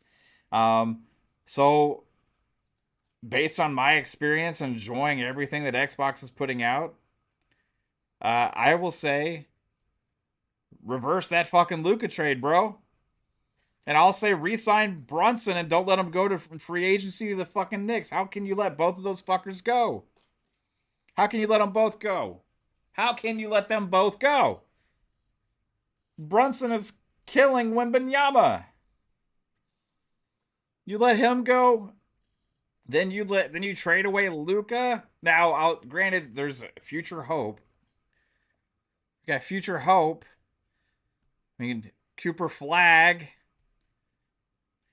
looks like he's going to be a guy. He looks like he's legit. I mean, he did rookie shit that I haven't seen in forever, right? So, like, Cooper Flag looks legit. Now, 5-10 years from now, or 10 years from now, we could look back and the Mavericks have like 3 championships or whatever. And if that happens, well, I will say that we ended up better off the fact that all the Lucas stuff happened. But, you know, right now we suck, you know? So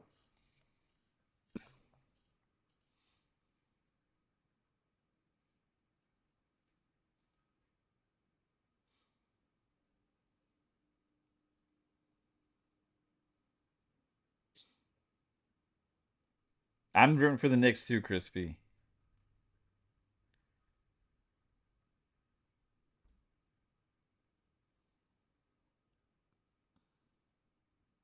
I'll tell you how you have both 0 point. Or how you handle it. You have both. Like they have been since 2016. Except for the last year. You know, and even now still they have exclusive games.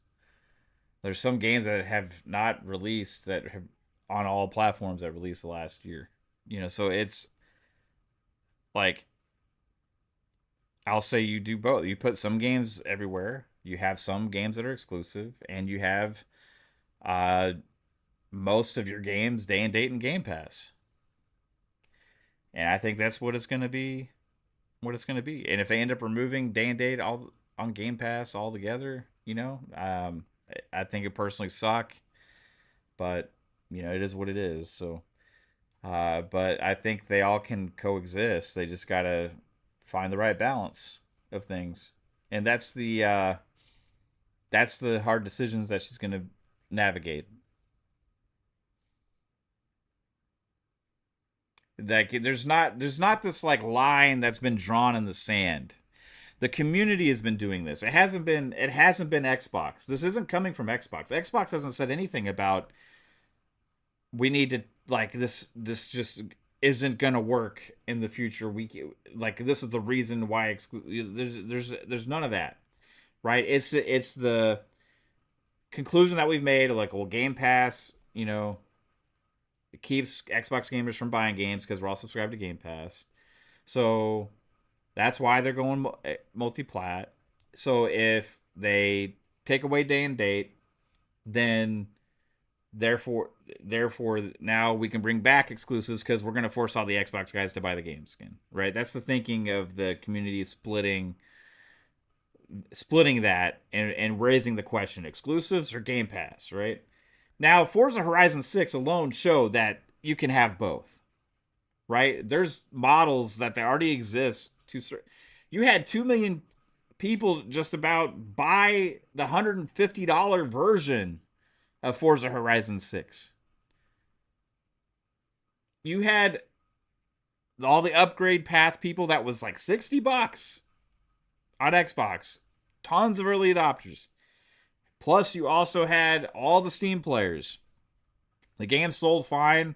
It's not on PlayStation right now. It sold amazing. I mean, it's sold fine. It sold like bonkers. And it's in Game Pass. So, yes, it can definitely coexist.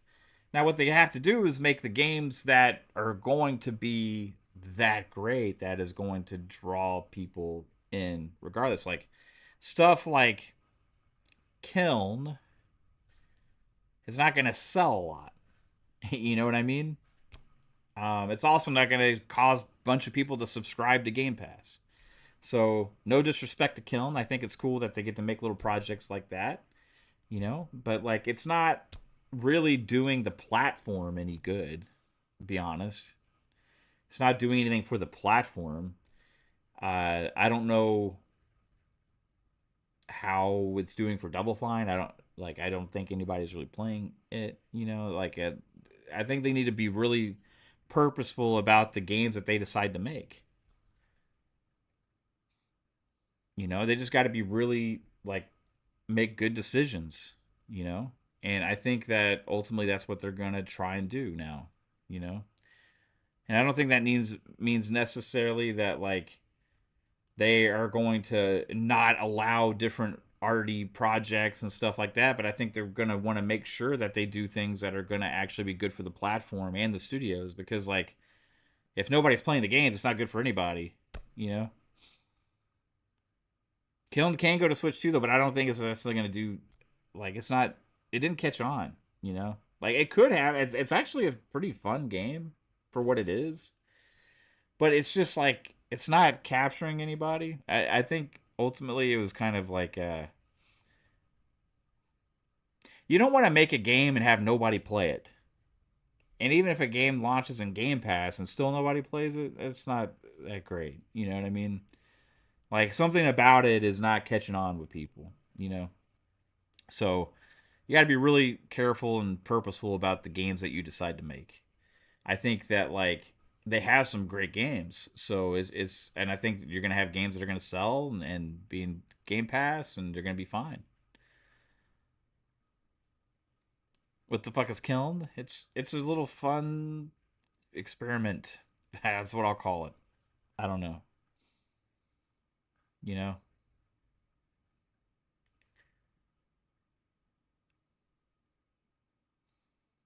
I don't know what it's It's a thing that was made.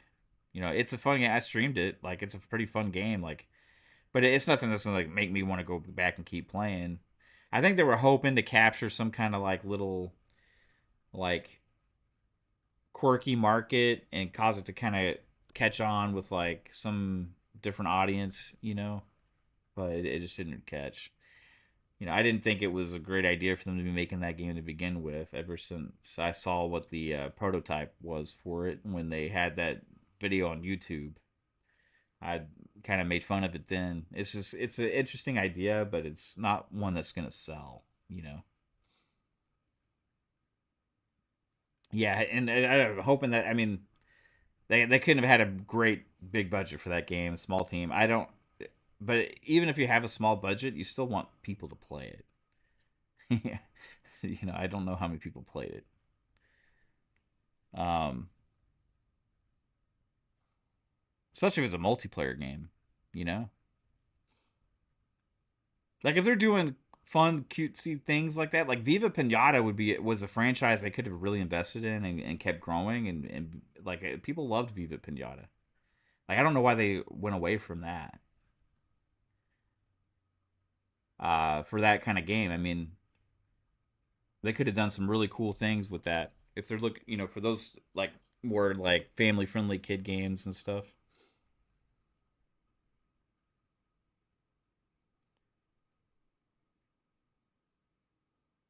Yeah, messaging and marketing, guys. You know, that's what it's about. You know, a lot of people point to the like it has to be this or it has to be that. You know, it's all about exclusives or it's all about Game Pass or it's all about, you know, having this one massive fucking game that changes everything or this or that. I'm telling you, it's messaging and it's messaging and marketing, guys. It's making the fucking brand super desirable and people to feel the need that they got to be there, you know. And there's multiple ways of doing that. You got to have great games, you know, which I think they have. Like last year, they had a lot of great games. They have a lot of great games coming this year, you know. Um, but you can't. The messaging of like when we all play, we all win. The messaging of, you know, we're trying to reach as many players as we can, you know, and like the message, all of that, like just kind of corporate, you know, politically correct. We want to be the platform of good. All of that messaging doesn't sell, right? It doesn't sell. When you market games, how do you market them? How do you show them? How you talk about them, right? How do you present them? You know, like corporate feel goody stuff isn't necessarily sell. We're selling to people that want to feel something like about the shit that we're experiencing. We want to be excited. We want to anticipate. You know, we want to feel something about the products that are we to desire the fact that we need to be there. You know, like I gotta get that shit right. That's how you flip the card of Xbox's image. And the image of Xbox is the number one problem. The image of Xbox from the casual market, the people on other platforms, that's what is the problem, right? You got to create the buzz. You got to create the environment to where, you know, the kids in high school and teenagers and stuff, they're talking about what game are you looking forward to? I'm looking forward to this and not be ashamed of it, you know? I'm looking forward to this and telling everybody, yeah, I'm on Xbox. Come find me. You need to create that environment. And there's multiple ways of doing it. It's not just about exclusives, right? It's not just about Game Pass. It's not just about any one thing. But what the number one thing that encompasses all of that is messaging. Because you can make moves and have the wrong messaging behind it and then it doesn't hit, you know? Xbox does not lack talent, 0 point. They have some of the most talented developers in the world. Maybe in the marketing aspect, they could leave some things to be desired. I think Asha's going to fix that. I think she has a little bit of different mentality when it comes to stuff. I think there's a little bit more of like a renegade spirit there. You know, I think there's a little bit more of like go get 'em attitude as far as earning the desire of customers to be on the ecosystem.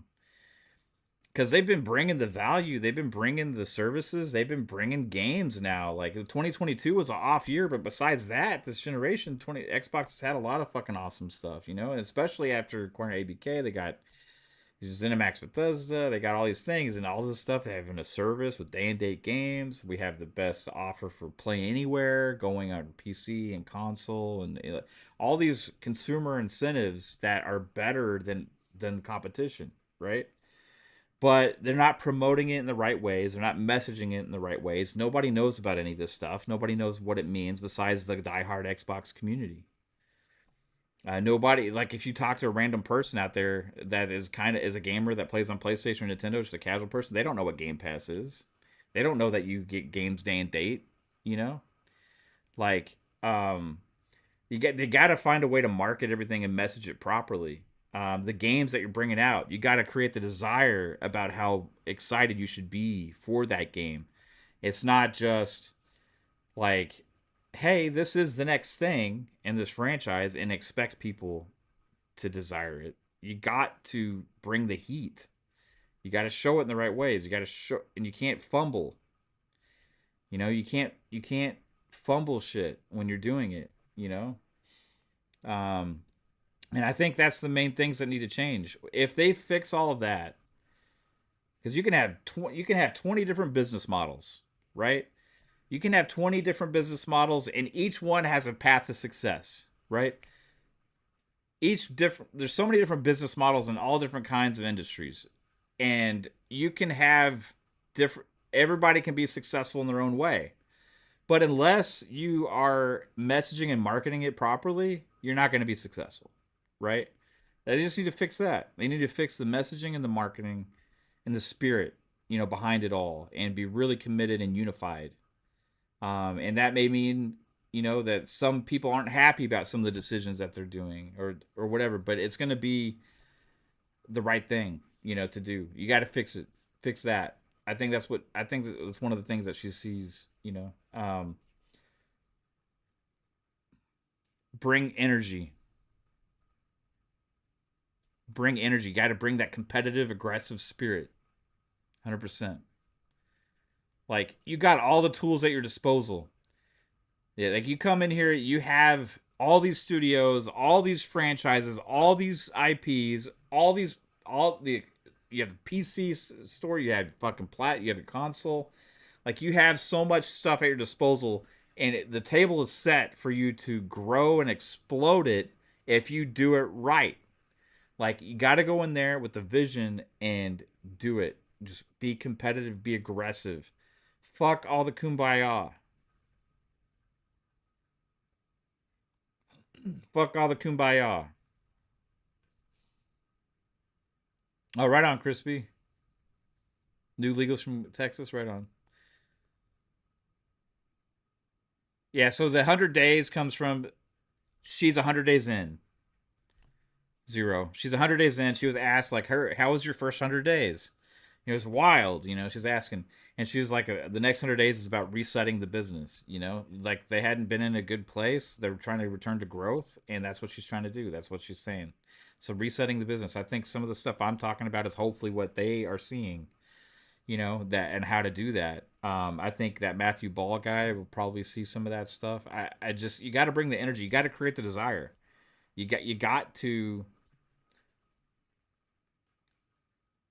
have Xbox be the cool kid in the crowd, right? Be one of the cool kids. You can't have it be this, like, outside quirky guy that everybody makes fun of. You got to have Xbox be one of the cool kids in the crowd, and you got to do that somehow. You got to do that, you know. You can't have it be the butt of the jokes. Let's fuck the kumbaya stuff. Just bring the energy. Be the badass, you know.